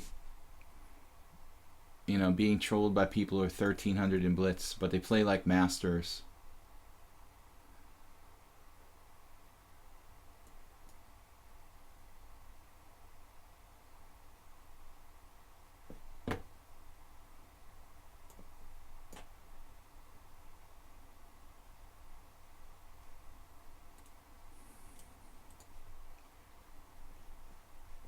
And I'm trying to teach the stream here, but this guy is really pretty strong. I felt like I was outplayed pretty much the whole second half of that game, and only won because of time. Pretty disgusted by my play, actually. Though I don't know what I really did wrong. I guess ultimately didn't really find a concrete plan. I mean, wasting a lot of time like bishop c2, bishop d3, bishop b1, queen e2. I'm not sure what I'm supposed to do there. Neverness, it's been a long time. ABR, yeah, dude, how can you justify somebody who has a 2000 rating in classical and 1300 in blitz? I mean, that's just ignorant, dude. That's really suspicious, you know.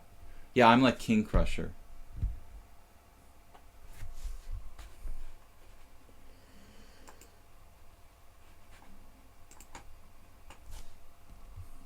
Rated game. Oh, Neverness, you're not supposed to challenge me to rated, dude. It's been a while since he's been on the stream, so I guess he didn't remember, but alright, so I can't abort the game now. I already started. It was supposed to be Weird Wednesday. It's supposed to be unusual openings, but I can't offer an abort, and I can't afford to play a weird opening here if it's rated, basically. So rookie 1b5, I have to be careful about that in this position. I guess we can take and then decide what to do later.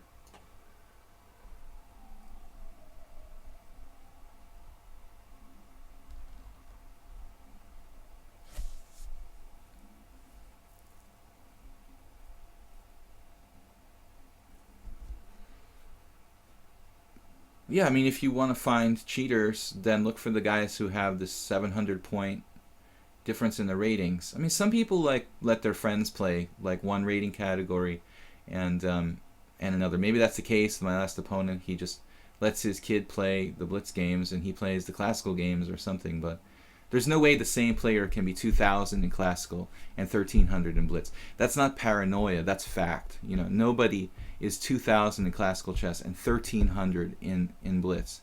You can be like 1,700 in blitz and 2,000 in classical. But if the difference is like 700 or 800 points, then something's wrong there. You know, if I see somebody with that kind of ratings, I won't play them normally. We already had, you know, one opponent that I didn't really trust here today, and then of course, you know, the paranoia sort of carries over. But you've got another opponent who beat me in his only other game that he played against me. That's the other thing. So the more people beat me, the more I'm going to start thinking that something's going on, because I do lose games, but I don't, you know, lose like 3-0 to the same player normally, unless they're a master, and even then it doesn't happen that often. If not an abort, you can offer me a draw. Yeah, I was thinking about that, but you have to equalize first, and then I'll think about offering a draw. But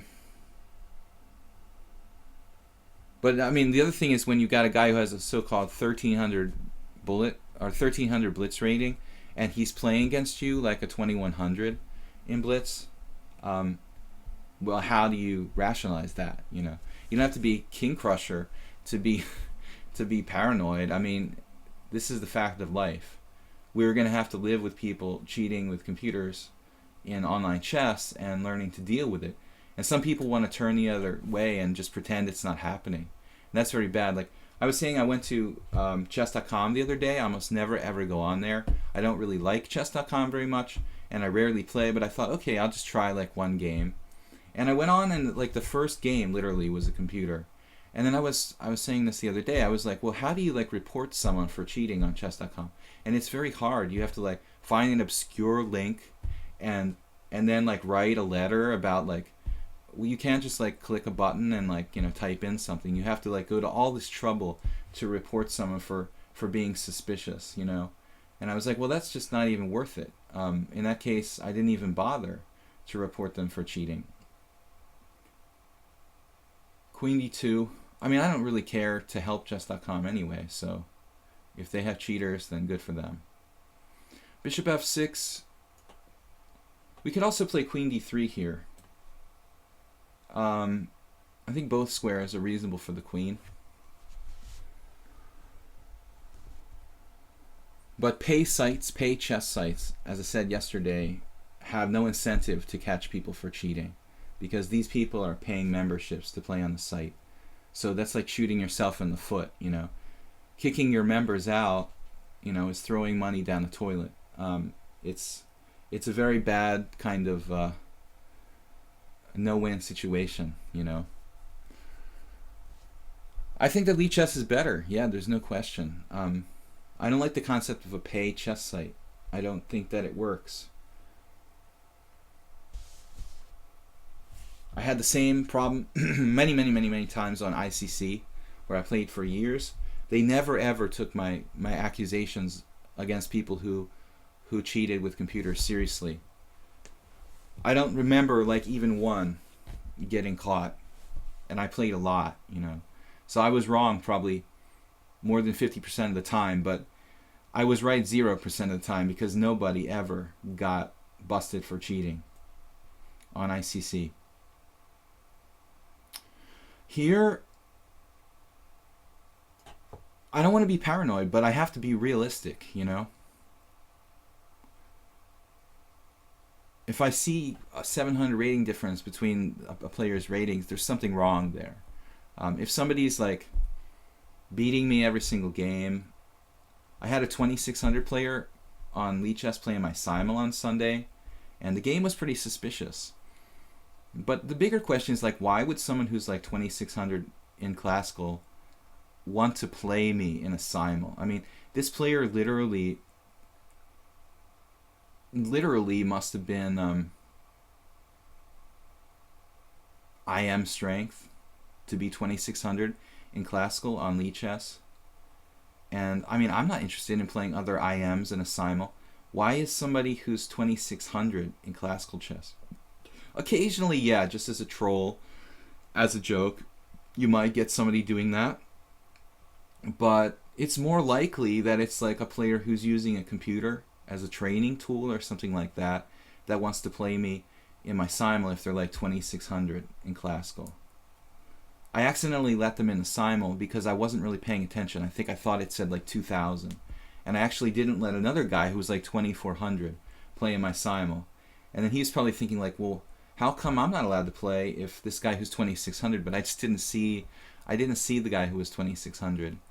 So I didn't imagine that somebody who was 2600 on lichess in classical would want to play in a simul of mine. If you're that good, then you know, you might want to play me heads up in a normal game, challenge me to a classical game, but you wouldn't want to play against me when there's like 25 players playing against me. I mean, my game isn't that strong, obviously, in that kind of situation. I don't want to see bishop g4. That's the problem here. I'm thinking about f3 or maybe h3.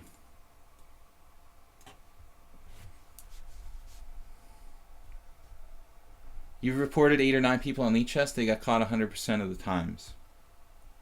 Unfortunately, there are a lot of false positives. So I think, you know, I don't report people very much. I have to be really, really sure. Even if you guys hear me, you know, criticize someone as suspicious here on the stream, that doesn't necessarily mean I'm convinced beyond a doubt, you know, and I'm going to report them to the lichess moderators for cheating. I would need a little more evidence than that.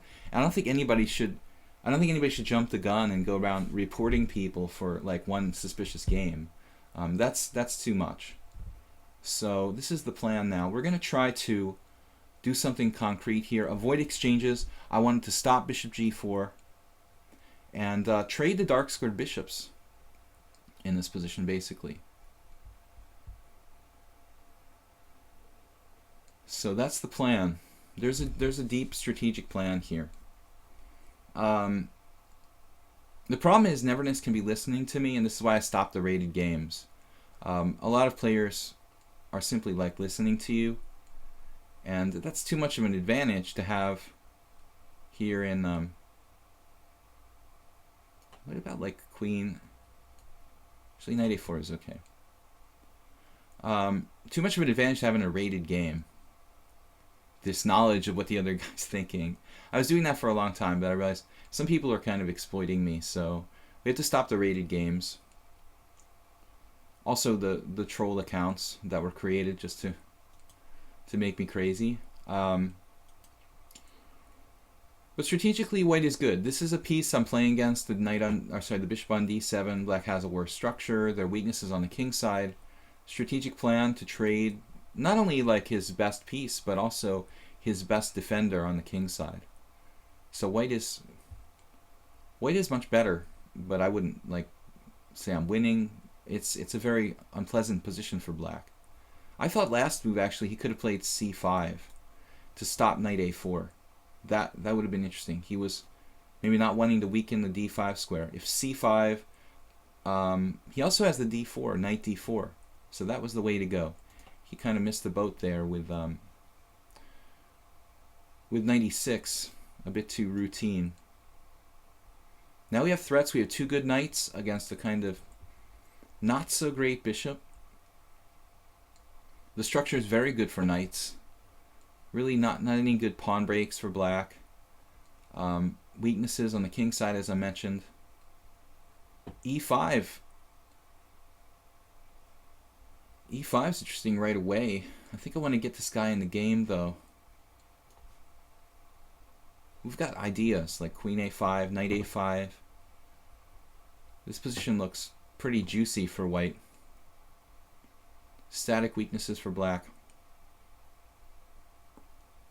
A lot of different possibilities across the board. King side, queen h6, maybe probing some weaknesses over there. And now queen a5. Queen a5 looks a little awkward, actually. Knight a5, also possible. Black's kind of hanging on here. Knight a5, idea. c5 for black looks okay. He could still play c5 at some point. I was thinking knight e3. I'm not objectively sure this is a good move. Yeah, there's a number of moves after that, I guess. Not that easy. He's pretty compact here. Knight c5 could happen. What about this move? Taking away the square. I like this. b4. But maybe not such a big deal, actually. Yeah. Maybe this move's not so great. I liked it at first, but my advantage is there. It's just not that. It's not that big. We're a little bit better. I'm not sure about b4 though. It takes away the knight c5.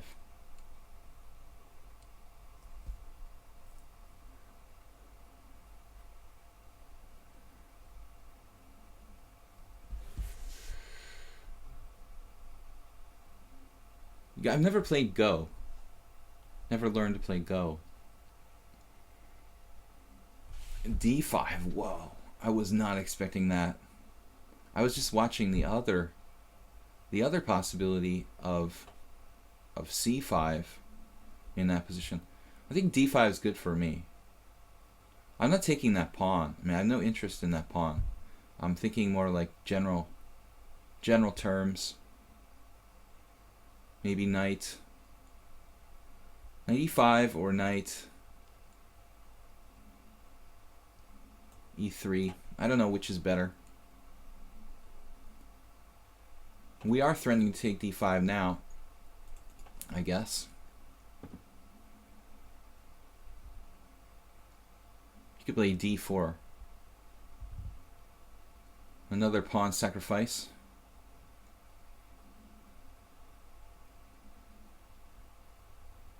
White's always better, but it's not that easy to win. Black seems like he's undoubled the pawn. That's why I didn't really like b4 finally. I mean, he could have played c5 last move instead of d5. Now c6, he starts to drift into a blockade position here. And that's probably good for me. Knight d4.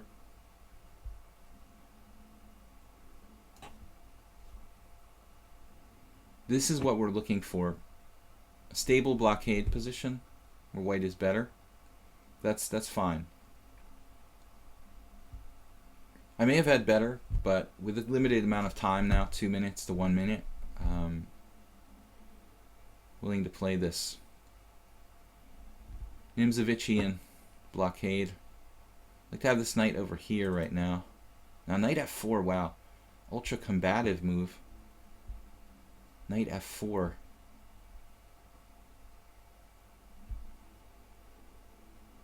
It's kind of hard to get rid of that guy, isn't it?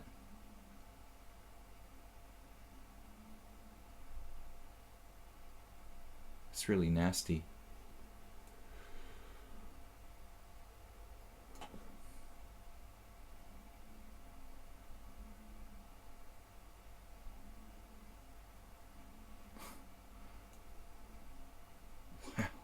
Queen g5. You're scaring me, man.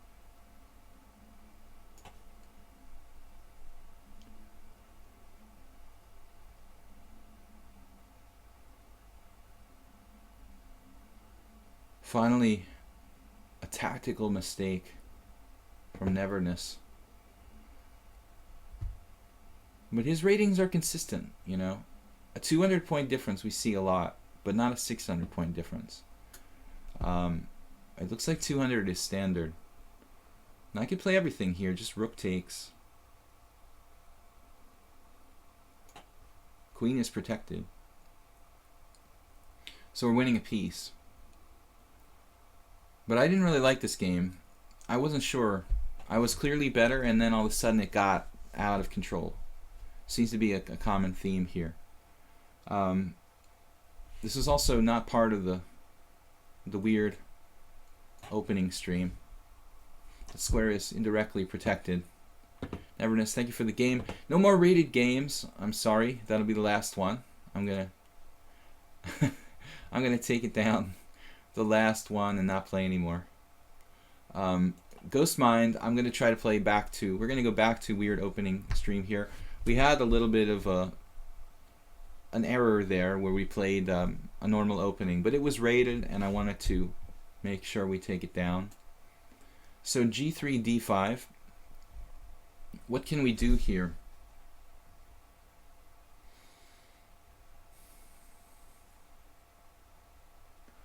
Okay, let's try to play some kind of gambit. Basically, we'll play Black Mardimer gambit with colors reversed. He did not take it, okay? He did not want the pawn on e5, man. In that case, now we should be slightly better. Pawn takes knight f6. You could also play... I don't like e4. It's playable, but I played many positions like this with white. I like the idea of playing against the overextension. Crusader of Hope, welcome. There's a Dutch chess movie called Long Live de Koningin, which translates to Long Live the Queen.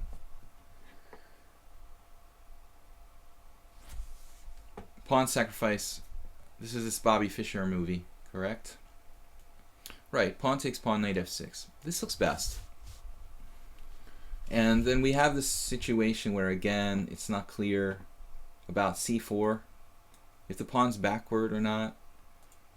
I have played stuff like this, really weird stuff like knight h3 in these sorts of positions for fun. I think white has to be careful that his c pawn doesn't remain backwards. This is theory now. This is probably not the best move, bishop g5. The first move I looked at, but I dismissed it because of simply bishop e7. Better was c4 for white.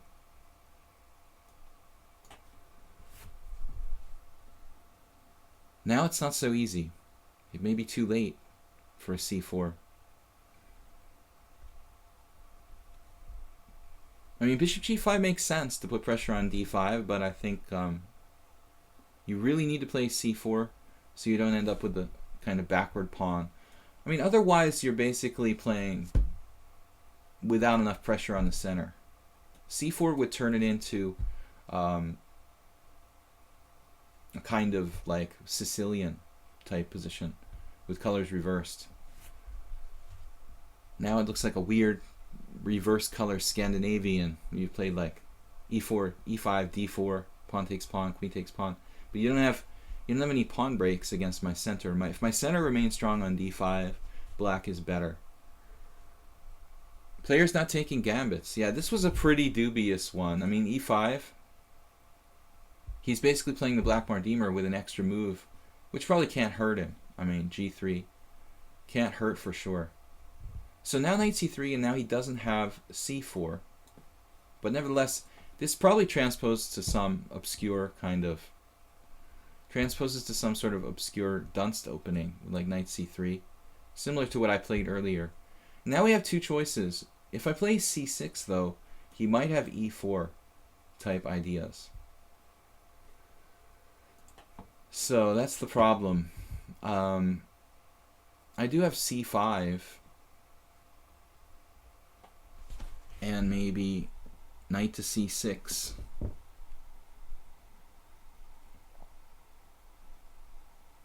If c6, he has a hard time breaking up my center, but maybe e4. I'm just thinking, is there any way I can get an advantage here?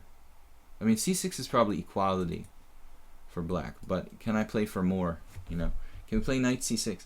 If I play knight c6, my pawn is not that stable on d5, and I would imagine like something like knight c6, queen h4, and it's a kind of Scandinavian with colors reversed.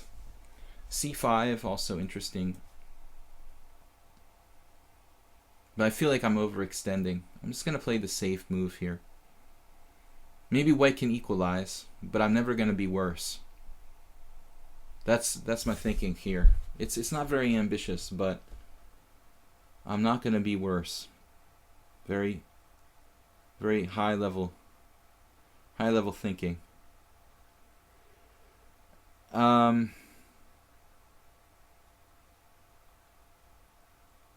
But I'm thinking this is probably a little too passive. Maybe I could be worse. Now knight f3, I'm happy to see that. That doesn't do anything about confronting my center. And if he doesn't react soon, he's going to just be worse. Michael Adams. If you look at Adams play white in structures like this, c3 Sicilian type of Alekhine's defense, like Adams playing white against the Alekhine's defense, that's a nasty situation where he's got this kind of structure I have with black here. No counterplay, no. He'll do that with white. What I'm doing, he'll do kind of like with white and Alekhine. No counterplay, no break. Then black just is better. I mean, there's nothing fancy about it. Then slowly you get pushed off the board. Ghostmine didn't play c4. He didn't play e4 when he had the chance. Now it's almost too late. Maybe it's too late now to play e4. So black's just better. It's not a question of equal, it's a question of just better. White did not find a way to challenge my center on d5. And now there's a serious problem with that backward pawn on c2. We've got easy development. This was his last chance when I played c6.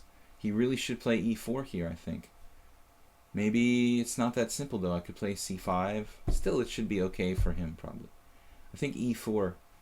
Last chance to challenge my center. After this, I'm just better. Knight c3 castles. A reverse Scandinavian, exactly. But now it's bad. It's a bad reverse Scandinavian now. It was reasonable, and white should have been okay, but h4 is a bad move. Obviously, h4, it defends his bishop, but has no other function. So it kind of weakens his position, doesn't really contribute constructively to the position. Black is just better.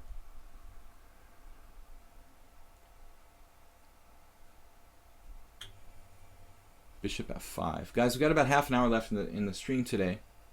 Ghostmine playing g3, and I played a reverse black Mardimer. He declines it, and we ended up with a weird reverse Scandinavian where white doesn't have any play against my center. Guys, don't forget to check out my YouTube videos. My channel is Video Chess Training on YouTube. I just posted a review of some simul games from Sunday. Every Sunday I'm doing a simul here on lichess. Now let's be careful about my knight development, because this knight d4, he just vacated that square. So that's the idea, I guess. He's also defending. This was a good move. Queen d2. He's also defending. Maybe I consider like knight a6 here.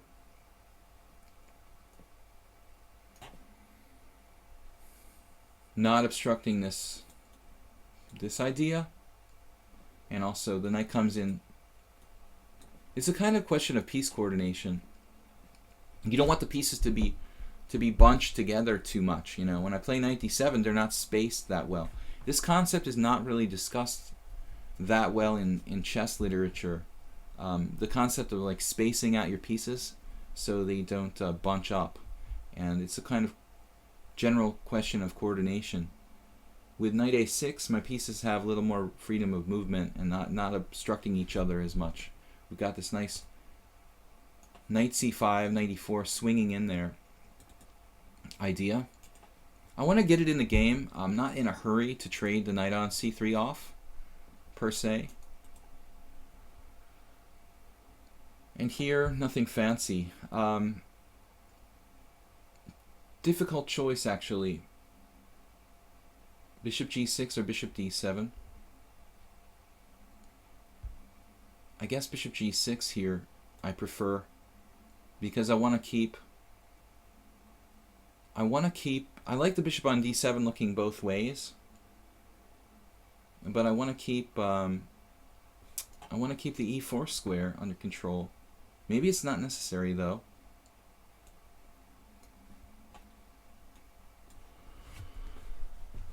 There's a little bit of my bishop getting pushed out of the position there.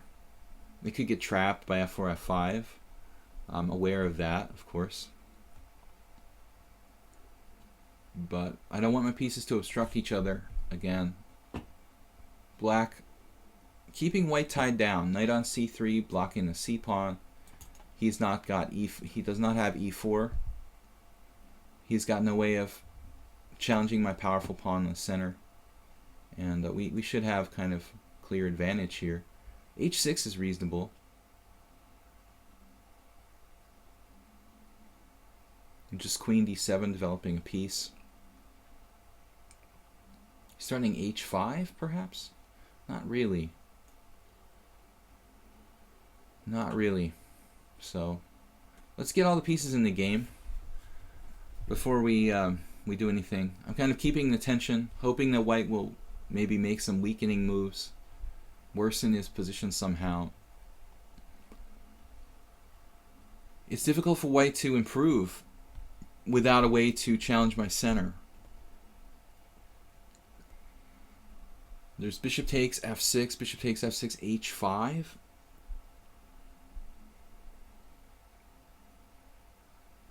Is that worth considering for white? Then I could just choose between bishop f5, bishop e4, but that might be a good way for white to force some trades. So I'm going to go ahead and do this. I was thinking about this earlier, and honestly, I don't like h5, forcing me to give up my bishop in some lines. This is a logical move. Ghost Mine playing pretty well today, more or less. He sacks a piece here. It's not good. He doesn't have anywhere near enough compensation.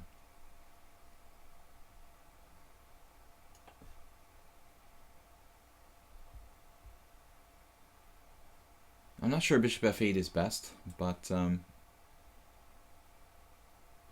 it's a good way to defend my king side with bishop g7. He'll never checkmate me with the bishop on g7 here, and he's got only 2 pawns for a piece, so kind of typical sacrifice a lot of amateur players like to make. I remember years ago there was this guy, I still remember him, at the chess club in Boston, who he was a Russian, like a weak candidate master, and he was a coffee house player. We always would joke because every single game he would sacrifice a piece for 2 pawns. The guy was like over 2,000, which was interesting because, you know, if he had not been obsessed with this concept of like sacrificing a piece for 2 pawns every single game, he probably would have been a decent player. But at some point in his chess learning, oh, that would be a bad combination. I'm getting a little bit carried away. At some point in his chess development, he, for some reason, just became obsessed with sacrificing pieces for 2 pawns. Like somebody taught him that sacrificing 2 pawns, piece for 2 pawns was, you know, one piece was approximately worth 2 pawns. Like, you're generally told that they're worth 3. But this particular player, for some reason, he missed that day's lesson when they told you how many, you know, how many pawns a piece is worth, and he always thought it was 2. So he was playing with this handicap his whole life, basically, handicapping everyone. So it was still credible that he was like expert.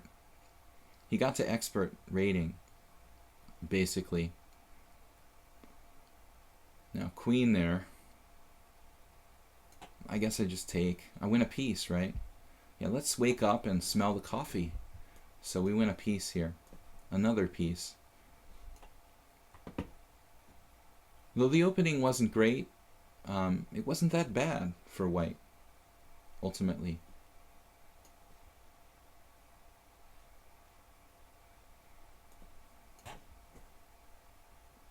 It's 2 pieces. ATM. Seems a little greedy, but I don't know what else to do. We'll take another one. Guys, we have time for like 2 more games.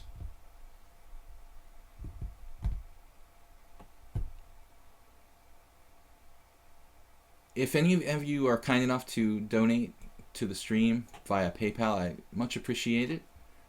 Your donations will be used to improve the quality of the stream. And I've got a list of people who've donated to the stream in the Twitch info, if you'd like to look that over. We had a donation from Yanis yesterday, which I much appreciate. I want to give everybody credit. WGM Jennifer Shahadi, that's the new account here. Yeah, well, Jennifer, I like you a lot, and we're buddies, but I don't really think you got too many games there. Mule Skinner, I already played you today, I believe. So I'd really rather not play the same player twice. Master Wasabi, unless nobody else wants to play. Master Wasabi's been waiting, so we're going to play him. This is a new opponent, but he's got a serious rating. He's got the huge difference in rating again, though. 1,700 in Classical and 1,100 in Blitz. He's bad at Blitz. But that's better than a 600 differential. He's around 550. We had the other guy was like 800. But of course the sample size here is 50 games for Blitz and 599 games for Classical. So that's a good Classical sample size. You're up, man. He missed that day's class. I'm serious, man. It was weird. I mean, normally you see that from players who were maybe like, I don't know, 1,600 or maximum 1,800. But for this guy, he was like over 2,000.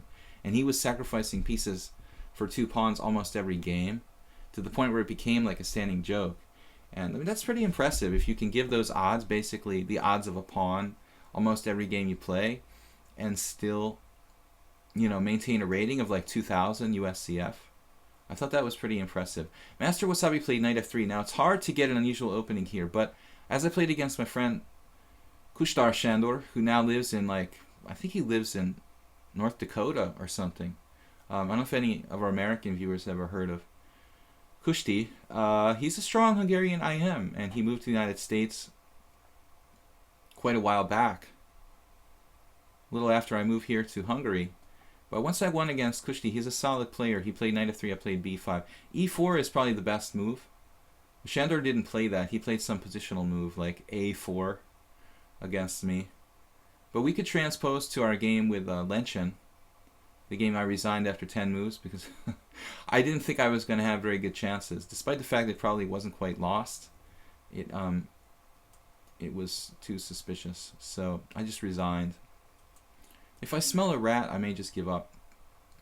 e4, a6 would transpose to my favorite St. George defense. Let's do it. I mean, I have no problem with that. I play e4, a6 all the time. And actually, knight f3 isn't the most dangerous setup for black. So I think that the way I play against the Owen defense should also be applied to the St. George defense, which is like e4, d4, bishop d3, and queen e2. You don't need to commit to knight f3 quite so early. So I think this is a slightly better than average St. George defense for black. And then bishop e2 is a very passive move, obviously. So we're kind of like out of the woods as far as like being worse in the opening goes. I think after bishop e2, black has a fully playable game. Not really worse. This move is very passive.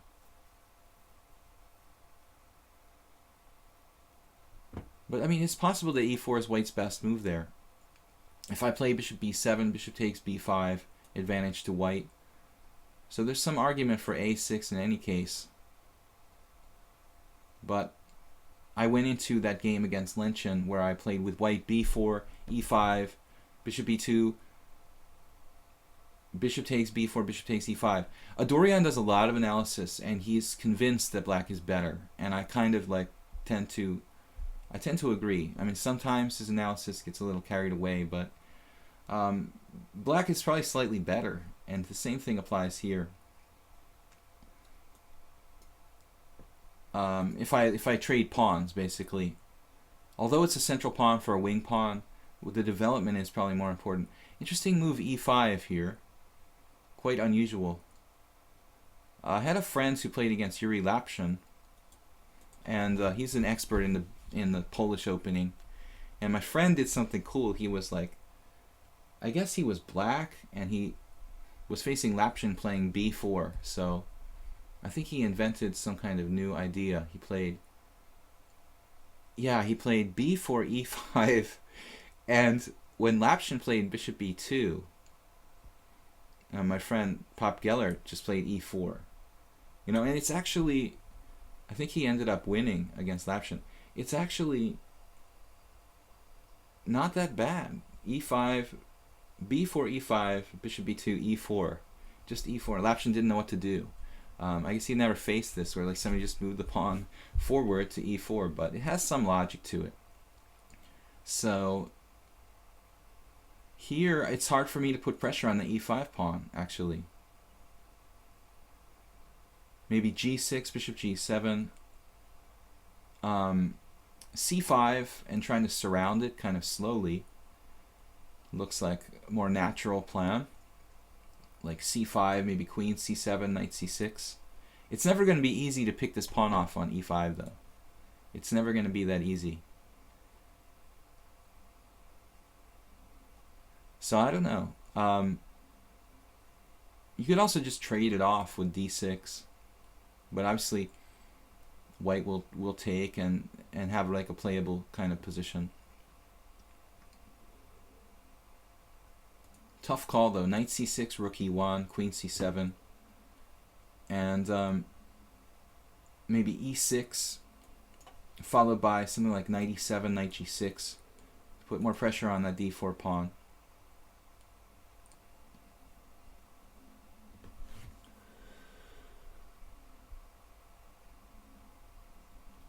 Knights on Pre says, in my club there's a guy who always sacks for mate, then I trade everything and win the endgame. Well, that's like when you're playing the white side of the Sicilian. If white's attack doesn't work, then usually they lose the endgame. Yeah. You just, burn your bridges behind you, basically. It's a very common theme. Now, c3, and he's preparing to protect this pawn on d4. Very logical, very reasonable approach by white, and I don't think that I have any way to win that pawn.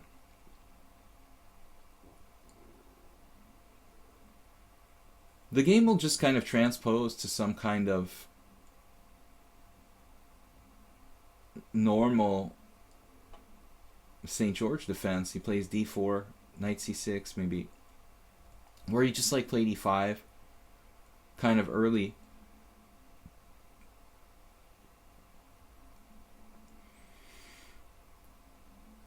I don't think I'm really well enough developed to play something like d6. White always has threats of a4 and whatnot. So I need to make some fundamental moves here. Get developed. Put pressure on the center. Master Wasabi, it looks silly at first. Bishop e2, bishop b7. e5 might be the best move in this position for white. Though it looks strange. It looks strange at first. It may be a pretty sensible approach. I mean, it has to be better than doing something like d3, where you just get a passive game. After e5, it's not so easy for me to go after that pawn. So I kind of appreciate this play by white. It's kind of an illusion that this pawn is weak at all. In fact, white has a lot of ways of protecting it. And again, I think my reference to Pop Gellert, against Yuri Lapshin, that's probably a game we should look at. b4, e5, bishop b2, e4. Lapshin had no clue what to do. This is a guy who's been playing, I don't know, b4 in hundreds of rapid chess games in the Marshall Chess Club. It's like 2,500 USCF. He had no clue what to do. He just got crushed. d4. Now, I don't have to exchange on d4 because that might give him a good square for his knight at c3. So I'm thinking, is there something more flexible for black here? Ye old queen b6, bishop e3 is a little bit troubling. Queen c7, more of a natural square here.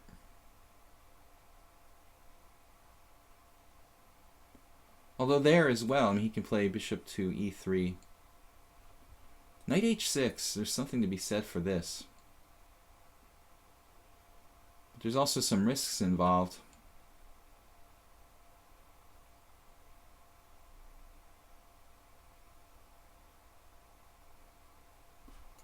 Some risks involved in doing knight h6. Maybe take, knight e7. Followed by knight f5 is interesting.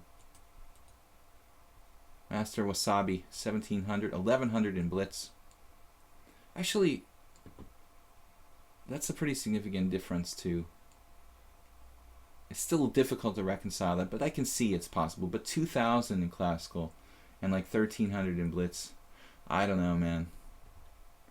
You'd have to never play blitz, but then the guy plays well in blitz, in the blitz part of the game against me, which is the scariest thing. If he was 1,300, he'd be like hanging his pieces, but instead I barely beat him. Oh man, I don't know here. Let's try queen c7, queen b6, bishop e3. That's a problem. I could play queen b6 right away, maybe, and then knight h6 after bishop e3. Yeah, maybe that's the right idea here. Maybe we're on to something. Putting maximum pressure on the center with the idea of knight h6, knight f5, knight g4 to hit the bishop on e3. Yeah, this looks like kind of the most dynamic way of playing this. No fancy stuff with d5 either, because of pawn takes pawn, knight d4 trapping his queen immediately. If d5, pawn takes, queen takes, knight d4, winning a queen.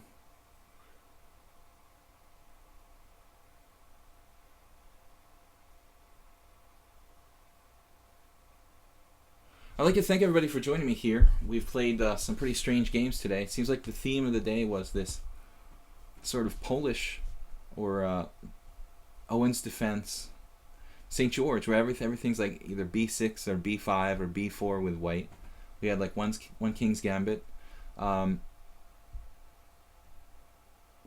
this could be interesting. I like the idea of queen b6 and knight h6, rather than playing knight h6 right away. When I was a little bit concerned about something like maybe knight bishop takes h6, knight d2, knight e4, I thought, we'll make him waste the tempo with the bishop first. So if he plays bishop e3 and then I play something like knight h6, that's just a clear tempo loss for white. If he takes my knight on h6 there. a4, kind of a classic move. We have to decide what to do, but it's never easy. Pawn takes pawn, pawn takes pawn. Pawn takes a4 is possible, or knight h6. This is not easy for black. I really need to get my pieces in the game. Master Wasabi, pretty strong for a 1700 though. This e5 and then a4, I think this is a very, very, very reasonable kind of concept for white.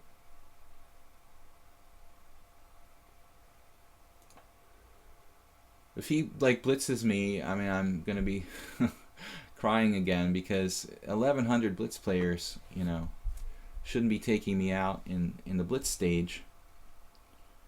So we're down to 1 minute and 37 seconds, which is plenty. We've got 1 minute and 37 seconds. We've got 3-second increment. I don't really consider this to be time pressure. So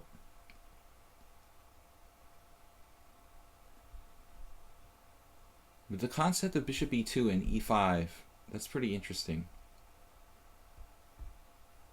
Not something you run into every day, but I like it.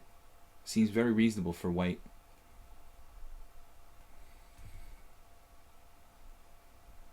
It's not the most aggressive square, the bishop on e2, but it has its advantages. It secures the knight on f3. It leaves this path for the queen open to protect d4. So from a kind of defensive standpoint, bishop e2 is actually superior to bishop d3. The bishop on d3 gets attacked a lot, and he has problems defending the d4 pawn. So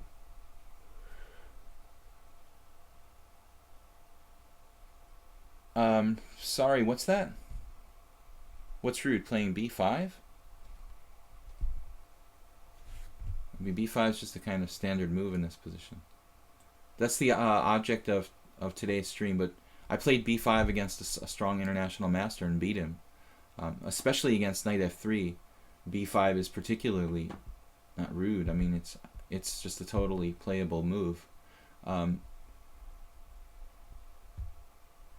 Against knight f3 in particular, b5 is better than usual. So it's like an improved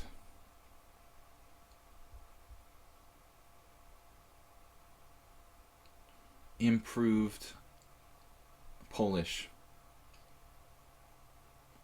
Now we've got to be careful.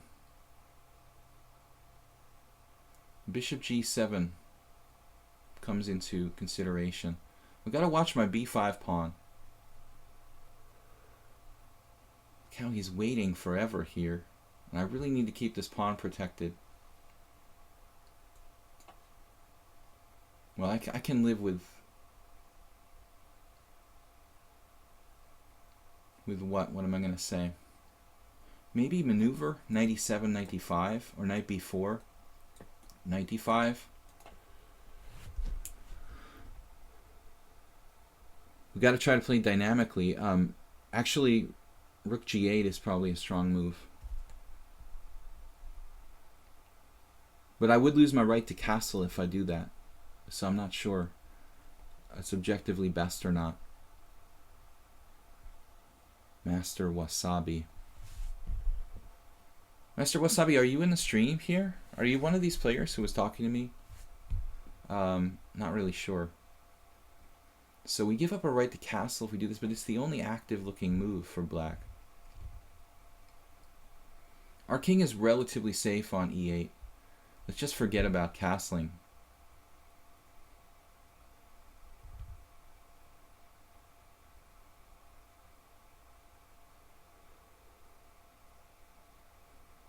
A lot of scary variations here. I mean, I wouldn't want to play this position against a computer. It looks better for white, probably. Structurally, my position doesn't feel really sound.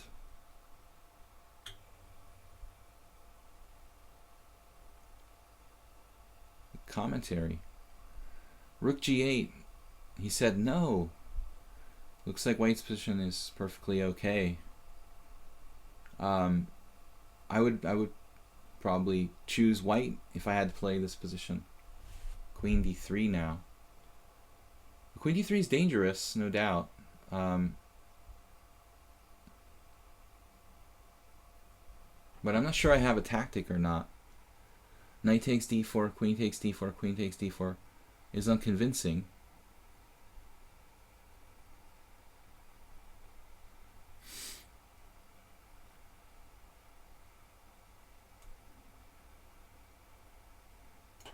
I'll just try to hang on with like rook g6. I don't see any tactics for black.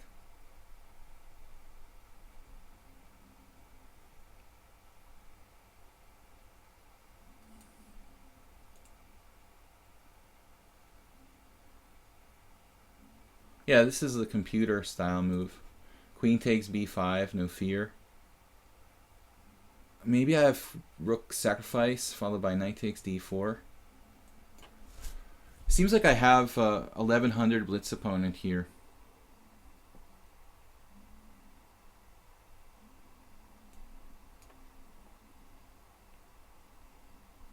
Oh, this doesn't even work.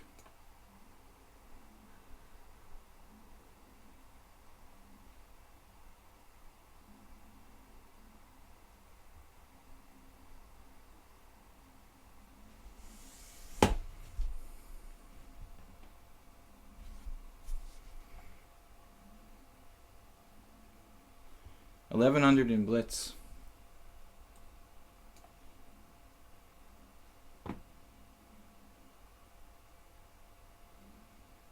There was this guy who was bragging about trolling me the other day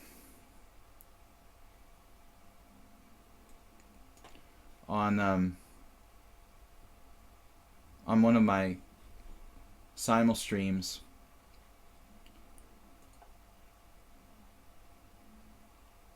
Diovin 5-3. I think White played a little too good there to be an 1100 blitz player. Same old song. I don't think you're going to find too many mistakes by White in that game.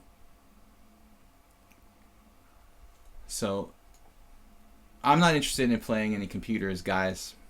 If you guys want to do that, you can do it elsewhere. I'm here to help you guys learn how to play chess. So, if anybody wants to, have me play their computer, I'm not interested. Bishop g7. E3. This will be the last game for today. Just a quick blitz game.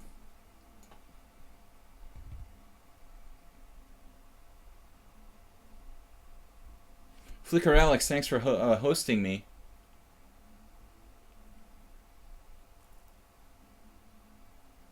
The guy played perfectly. You look it up in the analysis with Stockfish. I mean, you're not going to see like one slight mistake there. I miscalculated in time pressure at the end. I thought I could do the rook sacrifice, but I missed bishop e2. So it's too strong for this rating of player to play a game like that. He's even making comments like, "Oh no, rook g8." It doesn't work. It's not even a threat of anything. So I don't know, but I think it might be the same player trolling me again and again. There was a guy bragging about trolling me on a recent simul. So the people get their kicks out of that, but I'll just shake it off and continue. Bishop d3. I had a similar game the other day. Diovin. Blitz Casual from Russia. There's like a guy who has a rating that makes sense, It's within 200 points. Okay, bishop e6 now. We don't see this very often. It's kind of an interesting approach for black. Knight a5 and bishop e6, why not? That looks pretty reasonable. Maybe bishop a3 now? We try to get the c5 pawn, force black to make some kind of concession. There's a lot of threats on this diagonal. Sorry guys, I didn't play an unusual opening here in the last game. We only had a couple minutes left. I'm actually over time, so it's 12:30. This is a bonus game.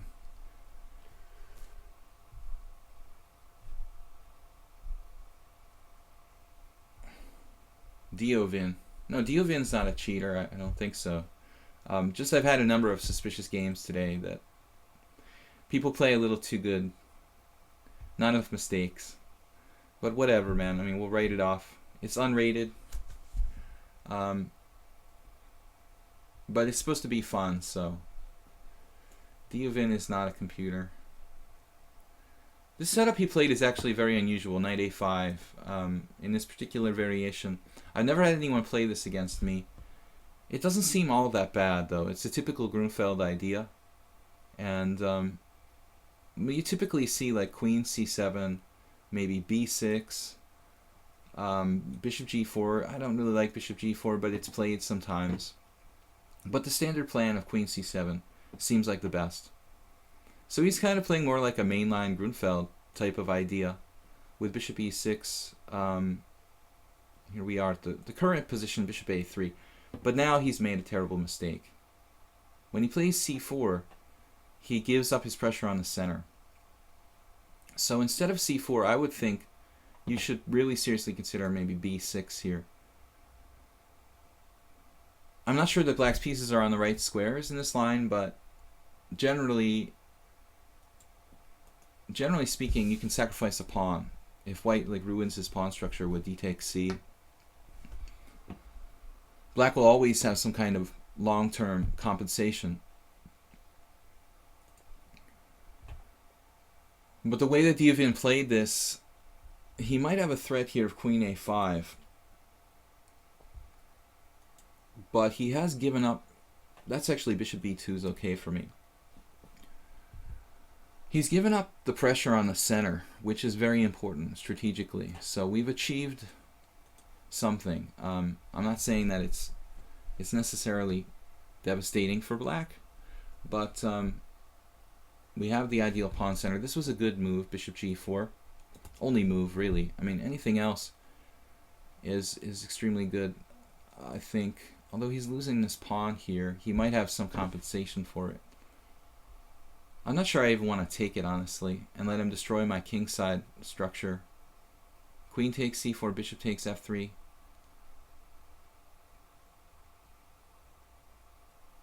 He'll always have some counterplay there. Maybe it's better for me not to do that.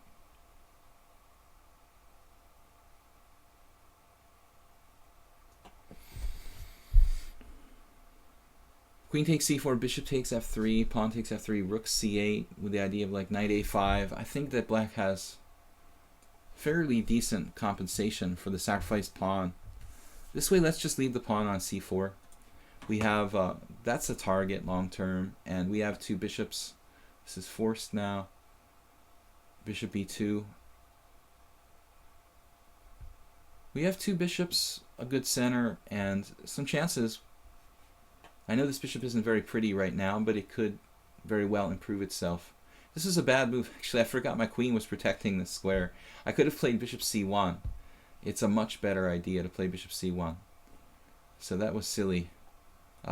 Bishop gets back in the game at some point. I don't know exactly how. But bishop b2 doesn't look very good. I thought I had to play it.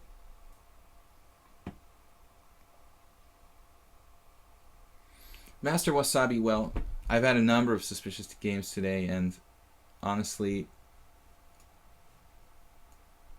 you don't get a lot of people who are 1100 in blitz who have 0 cent upon loss or something like that. I mean, you didn't make any mistakes in a very fast time control. It's unusual for a player who's under 2000, but it's possible. I'm just getting a lot of them in one day, I guess. Rook on f to b1. This is the idea here.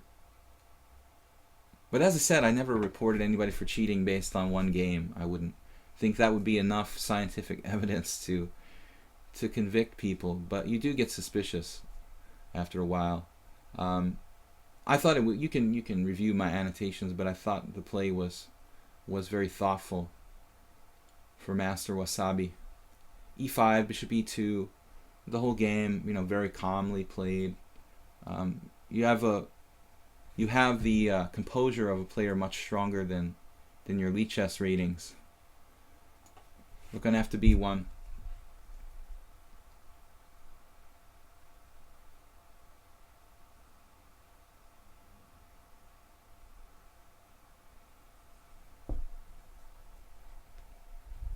So we're gonna be back tomorrow with regular Blitz and Classical chess. 10 a.m. CEST. And we've got the center here. Again, bishop back. This pawn he can protect, so I need to kind of play on both sides of the board. I've got to watch for sacrifices here, though. Bishop takes, pawn takes. Kind of dangerous, this threat of bishop takes, pawn takes. And If I play bishop c1, bishop takes d4, pawn takes d4, knight takes d4, I have to play queen d1, and kind of paralyzed there. It's a little bit scary.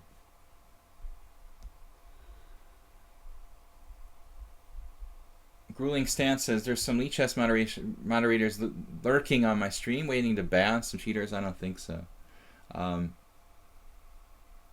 wouldn't call for anyone to be banned. They're just players I've become suspicious of.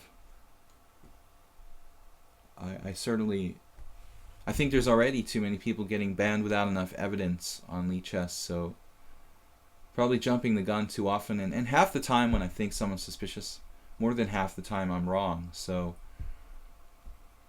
I just have to be vigilant.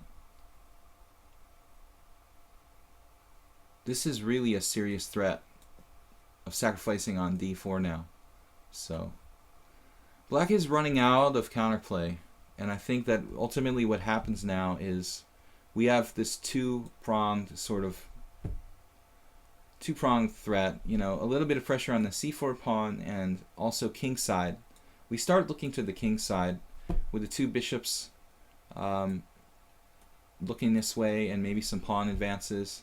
I think we're going to have a very serious kind of advantage with white.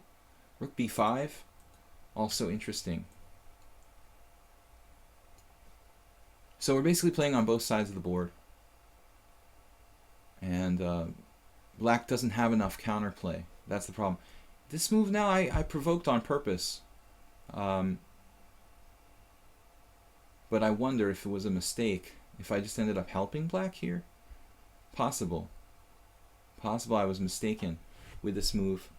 Rook b5. I thought this would help me, but maybe it's the play. You know, he needed this counterplay. Rook b2.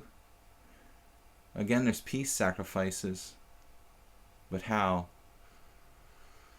Yeah, I guess rook b2, b5, take rook b4. Gets kind of sharp, actually. I'm running out of time, so's he. But I guess rook b5 was a mistake. It actually enabled him to play this minority attack. I thought he was weakening himself, but it looks like I helped him. One man's weakness is another man's strength. This a6 b5 was a big mistake. I should have played just on the king side, maybe g4 or h4, start some kind of action on the king side. I think rook b5 was wrong. Diavin, though, you should play b5. I thought it's very, very promising.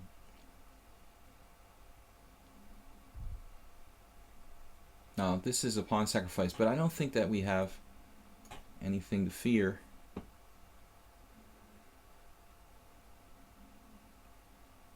Now b5, but he's a 1900 player, but he's having trouble keeping up, you know. But it seems that like a lot of my opponents who are 600 or 500 rating points lower have difficulty. Isn't that interesting? I don't know, bishop f4. Probably not necessary. Just play a solid move here. Keeping the position.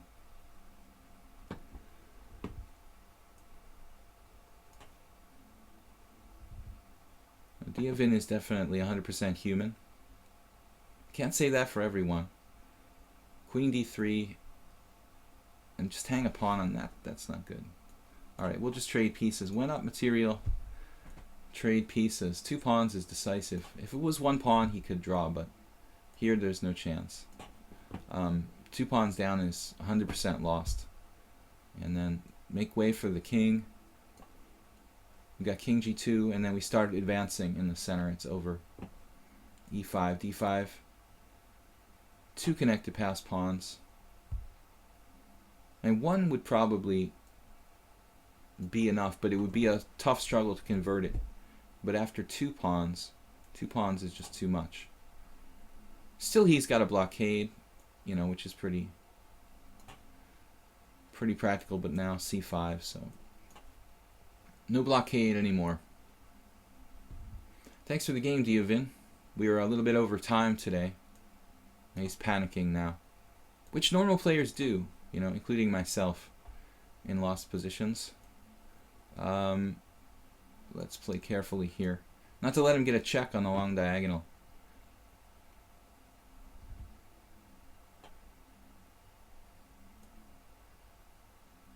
Yeah, just c7. Nah, we queen.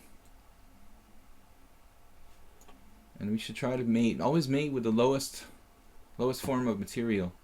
That's the romantic way of playing chess. I don't have a pawn mate, almost.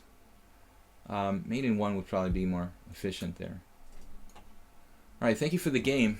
And thank you everybody for being here for my stream. We'll be back tomorrow, 10 a.m. CEST. Tomorrow's just normal blitz and classical chess. I also play Chess 960 with the viewers. If you guys want to challenge me to 1 or 2 Chess 960 games, that's cool too. Check out my YouTube videos on my YouTube channel, Video Chess Training. Over there I uploaded a new video from yesterday where I'm going over some of the simul games for my Sunday 6:30 p.m. CEST simul every week on lichess. And thanks again to anybody who donated via PayPal. Support the channel, support my YouTube channel, support the stream. And I'd like to thank Jeroen for being here today. We will be back tomorrow. See you then. Bye-bye.